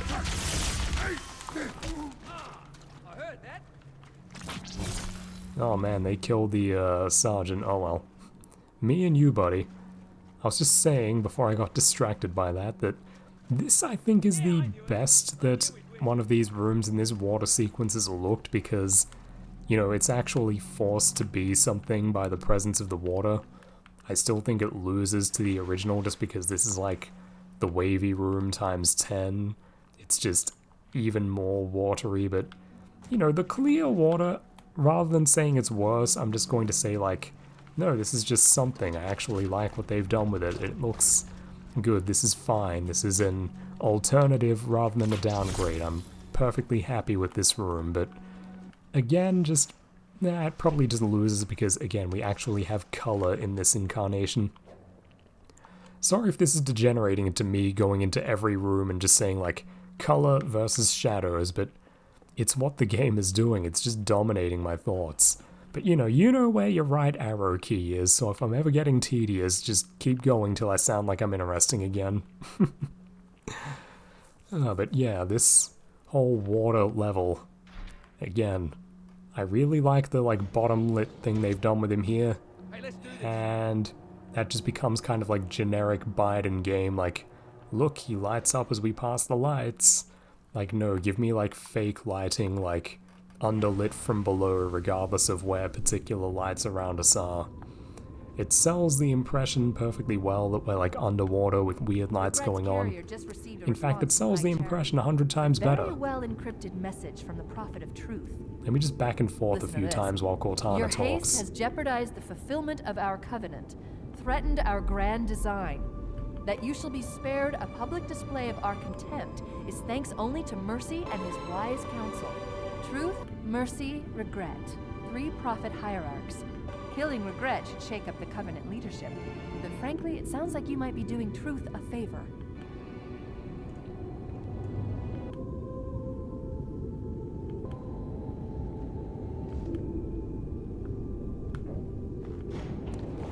So yes, there's our little lore there that the prophet who started this, the one who accidentally crashed a small fleet into Earth and had to run away, he's in trouble with the other leaders, and he shouldn't have done that. Here is another kind of... Okay, we're back in an area with elite papal guard, and we can look at their stupid headpieces and laugh at them. But yeah, like, that's very, like... Look, they even have, like, little ornamental patterns on their little, like, superfluous patches on their armor. Shoulder guards and thigh guards and wrist guards, and in addition to, like, awkwardly flaring off them in the headpiece, of course, they, like, have these little doodles and twirls on them. All these florid little ornamentations. Again, it's visually not like the rest of the Covenant, really. I mean, it's very colorful like them, but even beyond them, like, these guys are at least they're soldiers and they're going towards a kind of practicality, even if they're weird and love their colors, and this is like another step beyond that. Like, they're strapping strange, colorful stuff onto it as they're... Which kind of goes to show, like, yes, in Covenant society, as things get more religious, they kind of get more, you know, impractical, disrupted, which is, yes, very much the opposite to Forerunners, and is a visual clue of how wrong they are, and of course, it kind of ties into the central theme, or one of the main ideas of the game, which is the kind of truth behind the divinities depicted is just that, like, you know, practicality is divinity, like, what's actually divine, you know, just what works. For these people anyway, like, I'm not saying that, like, you know, I am able to, like, tell you what is or isn't God, and I can say, like, yes, definitely, like, the actual philosophy of this game is correct. I'm just saying, like, within what the game already establishes and what the Covenant take to be God in this fictional world. Sorry, I'm all distracted and all over the place. Oh my god, we lost one of our gun drops. Thanks, man. But yes, as far as divinity actually exists in the world of Halo in any definitive way, what exists as divinity, the Forerunners, is just sheer, like, applied practicality towards a point of perfection. And that is, again, like, the opposite of what the Covenant themselves idealize, which is of course what I've been saying all along. And look, they gave us a new Sergeant Stacker. I can even give this one a sniper once I get bored of mine. Did they drop off a shotgun though? I don't think so, that's sad. Oh well. Oops, I wasn't meant to see them spawning in, but I wanted to jump on this big rock for no real reason. And oof, yeah, that's just very washed out and not in a good way. Like, again, Halo 2 is kind of, in the 2000s anime way, a bit desaturated, but it's not washed out in that way. It doesn't give me a sense of, like, ugh, kind of, like, unpleasantly stark. Like, it's simultaneously kind of, like, grayish leaning, like, the color palette is kind of, no matter what's actually happening, it's kind of, like, cold and distant and damp, but, you know, it's very color-rich, this game. It's doing a lot. It's landing very vividly for me, this impression of, like, cold, watery days, the quiet sadness of Delta Halo, but at the same time, like, colors all over the place, really coming to life and selling both nature and just very appealing and worked out color palettes for every level. Sorry if I'm repeating myself, it's what's on my mind, how this game looks, and I really do just, like, love it and want to do it justice, and there's only so much to say about the game as I'm going through it. It's, here are the aliens and I'm killing their asses, you know I am. That's what we do with the game part, it's not too hard. Ooh, more guns! There we go. Come on team, let's get them. Wait, quickly, is there anything over here of note? No, it's just kind of a corner. Dead grunts and stuff, we don't need their guns, I want to see what's over here. Yeah, it might be like optimal to use plasma pistols and stuff, I don't know, but I do just find it kind of aesthetically pleasing to have the Master Chief use humanity's weapons as much as I can. And speaking of humanity's weapons, Sergeant Stacker have a rocket launcher. Focus! Wait. Nope. Get back here. He does not want this, but I'm gonna make it happen. There you go. Alright, time to earn your checks. Lock and load. Alright. And the other guy's still got that sniper I gave him, so we're having a good time. One of them. There. Submachine gun. Looks like it leads straight to the main Sniper temple. ammo. That's Not great. much further now. Not much further now. Awesome. Let's go get the profit. And yeah, here is our kind of... Going, you two. So far, so good. We're approaching the main There's temple now. Miranda, best girl. Roger that. I'm as close to the library as I can get. There's some sort of barrier. We're trying to find a way around it. I'll keep you posted. Yes, you may have heard there. Apparently we're just perfectly fine not warning her or anything that, yeah, Miranda's going for the library of this version of the ring, because, you know, it's built like the last one, it's got one of them. We know the library turned out to be important, so while we're doing this, Miranda's gonna make herself useful and go for the library. But, yeah, didn't something happen to the library on the last ring that turned out to be real dangerous? Well, we'll see, won't we? Ooh. Jetpack raiders, but we can just intercept them with our power weapons. That's just a cool way to reuse the guy they made for the, like, outer space section, the first level. We get attacked by jetpack guys again, but, you know, normal difficulty, nothing's gonna stand a chance. Oh well, he tried. And yeah, just a very fun way to build a defense segment where you just sit in place and stuff happens, but instead of being, like, locked in a room, Halo 2 says, yeah, skate across the really pretty lake. And Halo 2 Alpha says, skate across the way less pretty lake. Nah, this is much better. Now, I got 2 rockets, might as well use them. Can I get a lock-on on these? Maybe not. Enemy above us. Ain't nothing we ain't done before. Let's get ready, people. There we go. Look alive. Come on now. And let's get another gun. Like that one. Alright, we got a sniper guy and a rocket guy. I think we were already on top of this just because it's normal and it's me, but yeah, these Marines might actually... they might actually make themselves useful here. Look, in-engine cutscene, so things are where they died and my 2 Marines are back there. And, oh shit! The largest anyone's ever seen. Oh Head no. inside the temple and kill regret before it can stop us. Yeah, that's a fleet and a goddamn Death Star.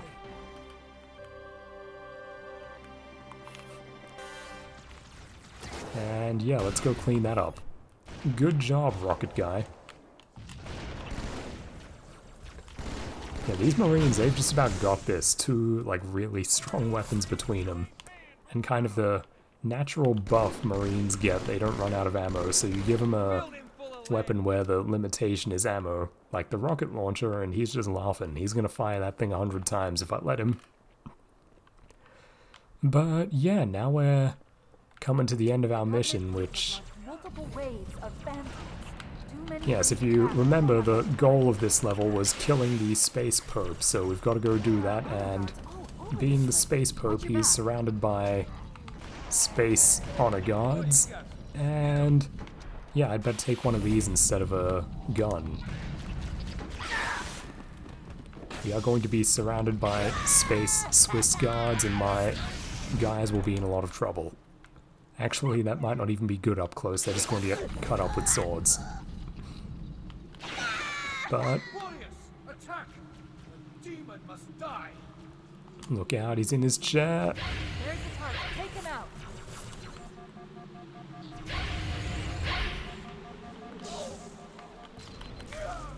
Got him. Yeah, I don't even think I've shown you guys boarding a regular vehicle yet, but that's how you kill the Prophet of Regret. You dive onto his floating chair and fucking punch him in the face. Benny, the Phantoms are turning around. The fleet is preparing to fire on our position. We need to get out of here. And yeah, we're in trouble because they were gonna rescue the Prophet. We killed him. They have no reason not to drop a goddamn bomb on this place. Or, you know, fire the giant kill laser. Run, Chief! And, you know, where do we go? There's only one place to really go, but he's still making a long run of it because this is a movie game. Into the goddamn water we were just floating through. And look, he's still alive. Damn, this water is sure dark and murky.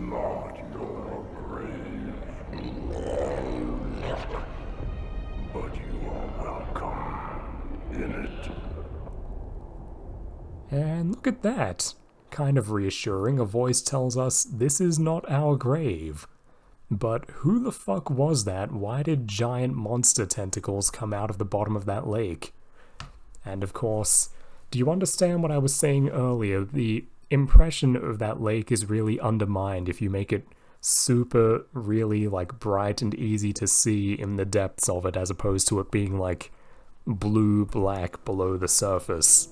Like, yes, it's a fucking monster's lair. You're not meant to be able to see into it. Like, knowing that that was outside when you're in the elevator, that's fucking creepy.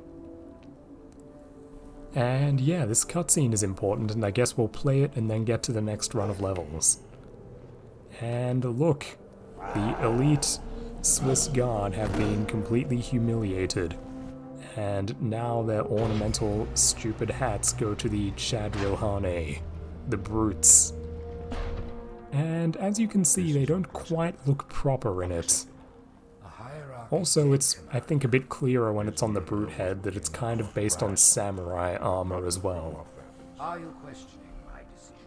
No, Holy One. I only wish to express my concern that the brutes... Recommissioning the guard was a radical step, but recent events have made it abundantly clear that the elites can no longer guarantee us. And yes, we just heard that Truth was very mad with the other Prophet Regret who just died, but now he's definitely capitalizing on that guy's death. And we're bros with that guy now, Arbiter and the Commander. Because, yeah, Arbiter totally did his job. Went above and beyond and survived, so he's fine with everyone now. The High Council, because of this exchange of hats. We have always been... And yes, the elites, as we heard in the last level, were kind of...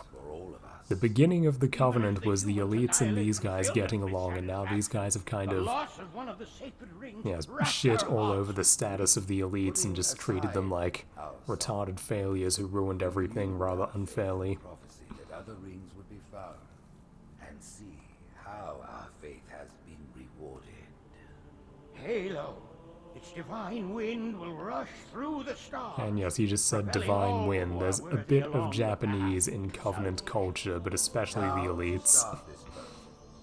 For ages we searched for one who might And how to start the process, well, we learned in the last game that it's the, and with your help we found it. the index, the key thing, and that was in the library, and yes, Miranda said she was going to the library, so we see where the next level is going. We'll journey to the surface of the ring and retrieve. And the things we've been doing have been largely, but not entirely, mirroring the first game, and Salvation for all. And begin the yes, we're going to a library to get an index. Does that sound a bit familiar? Yes, we're going to have one of those sequences now. Shields down. We will head straight to the library.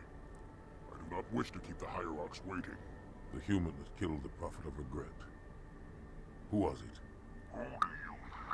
The demon is here? Why? Looking for a little payback? Retrieving the icon is my only concern. Of course.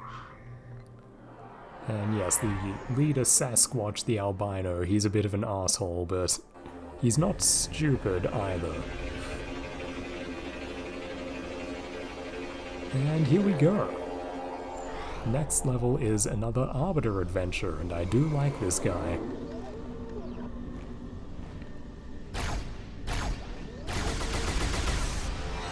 Hey, Sasquatch has our back. I'll pick you up when you finish. And oh god, I just want to talk about skyboxes in color again. This is such a brilliantly gray maxed level. And you can kind of see where we were way back down there in that kind of like green, lakey region. The cliffs are still around, but now we've come to... Well, maybe it wasn't there, but the whole terrain of this ring is kind of like watery, green, lakes. And this whole game is grey skies, and this is probably the skybox that between Halo 1 and 2 has the most going on. But I think it's still beautiful, and you know what my aesthetic preferences are. It's so wonderfully restrained, the way we have this, like, weird, misty overcast kind of dominating it and creating this weird, just bowl of grey gloom, but with green and blue down there. You know what this visual here looks like? This looks like the level select screen from Pikmin 2 and 1. Only moodier because it's grey. And we still have details there, like High Charity.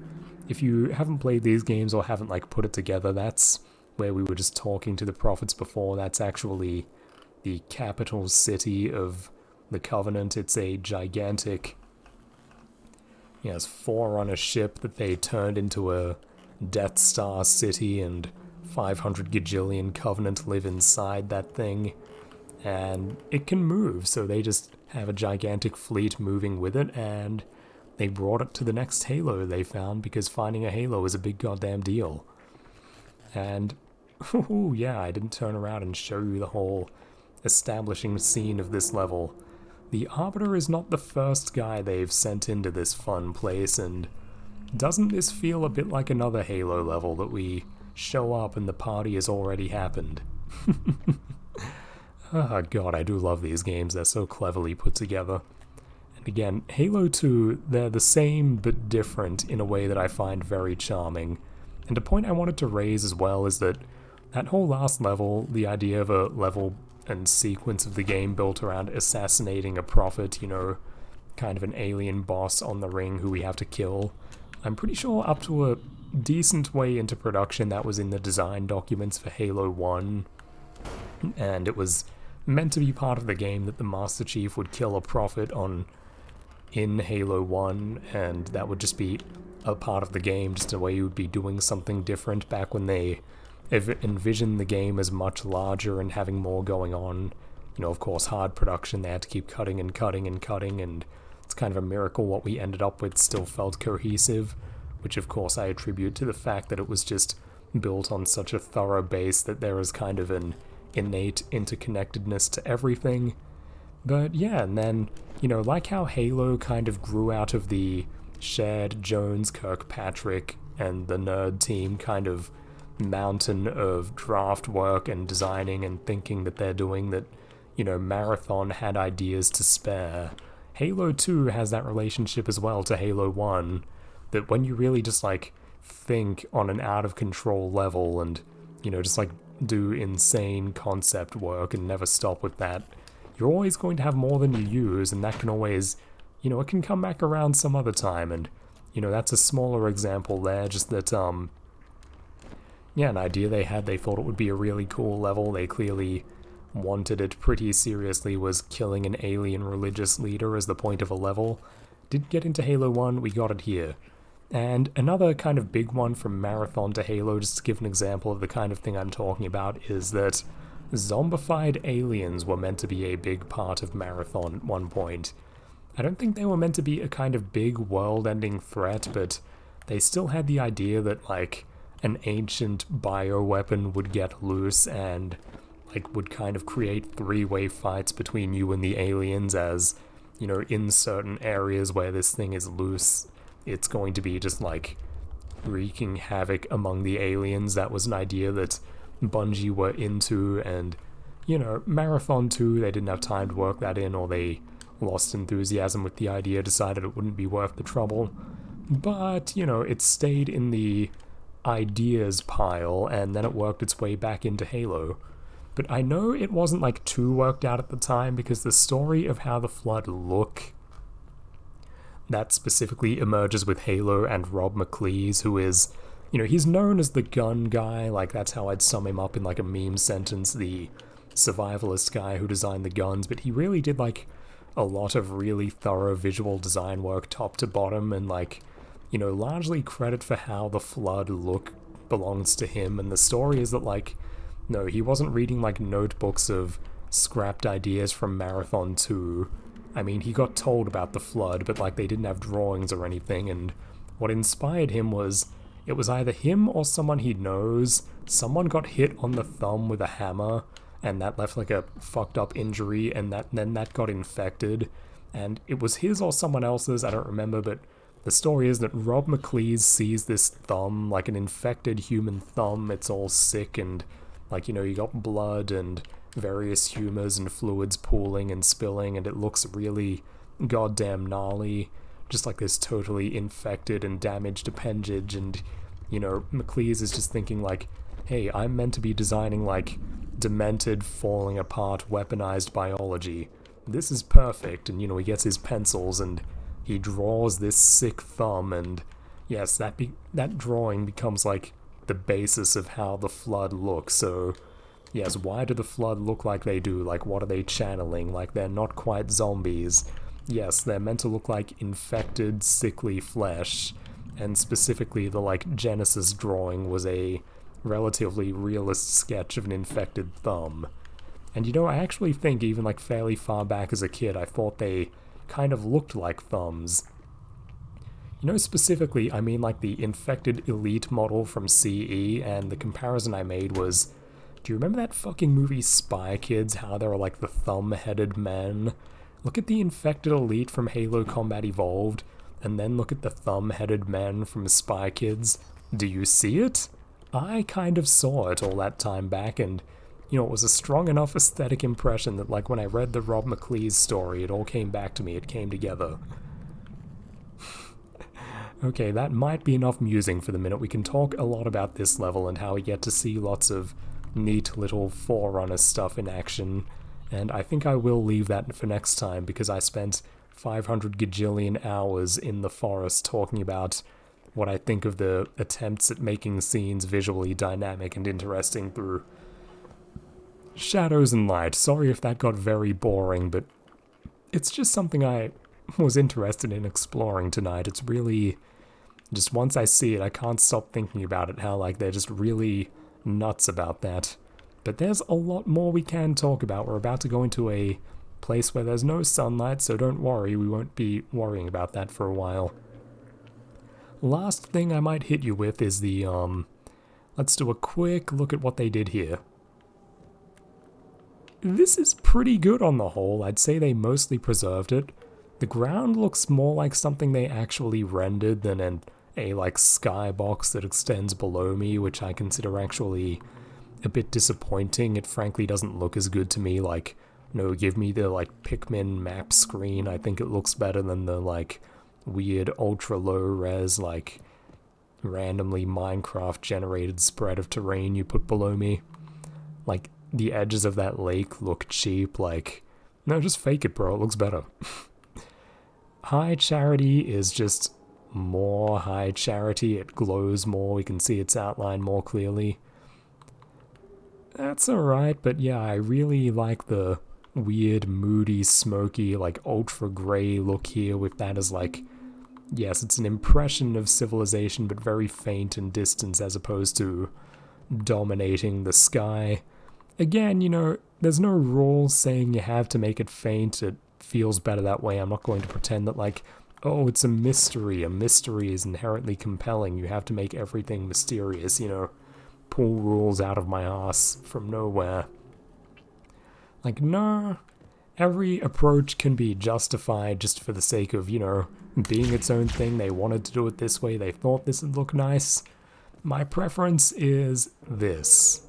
Just, again, we're in the Yukikaze universe when I do this. Like, the sky is so beautifully gray and gloomy, you can just almost see the, long-faced, depressed anime man hanging out next to me. This just looks... I don't have, immediately terrible comparisons to make to it like I did the CE remake, but it does kind of just look like a lot of generic games made around, 2018 onwards. It's just kind of an advanced sci-fi game with good graphics thing, whereas this whole visual, this whole scene just feels much more personality, very much just doing its own thing. And of course, yes, I've made it clear, I'm trying very hard not to be biased because I feel like there isn't as much as particularly wrong here, or maybe I'm just in a generous mood.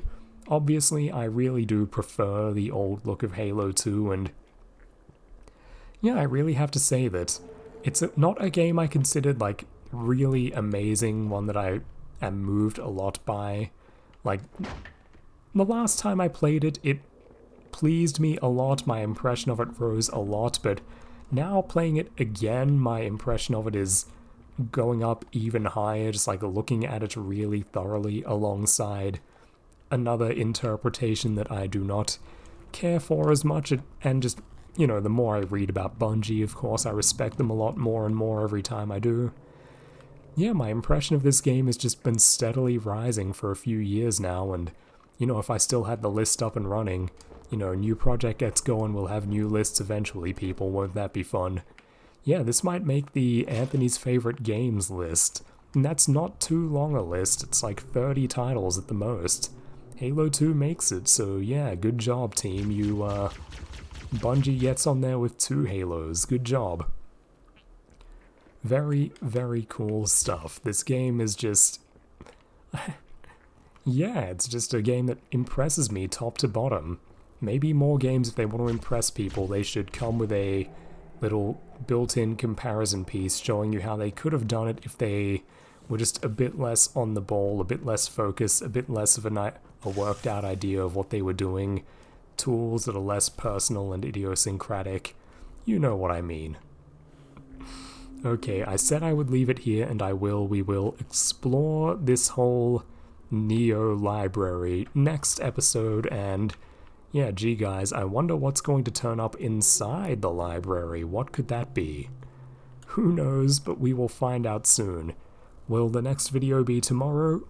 Quite possibly. We've got a very good pace going here, and again, I think Halo 2 is really a game built to be played fairly, linear, straightforward. You're meant to power through this thing.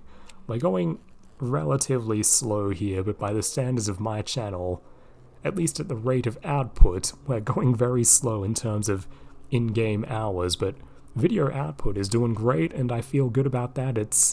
The comment engagement is great. I love talking to people about this stuff, testing ideas, getting new ideas on what to talk about, you know, seeing what people think, being challenged, dragging ideas out further. It's all great fun, so yeah, thanks again for watching. Thanks. If you want to comment, please, no matter what you want to say, go ahead. I love all of it. It's all awesome. I do this because, you know, it only feels worth doing as far as I think someone is actually going to engage with it, get something from it, and nothing quite says that like thoughtful comments. Again, don't feel obliged, but if you have them, they do make me very happy. I do also like the view number going up. That's also nice too, I suppose. And apparently we're at 600 subscribers, so yeah, look at us go. We're doing great. Great momentum. Had another good time doing this tonight, and we'll probably be back very soon. Hope you enjoyed this one. I will finally let you go now.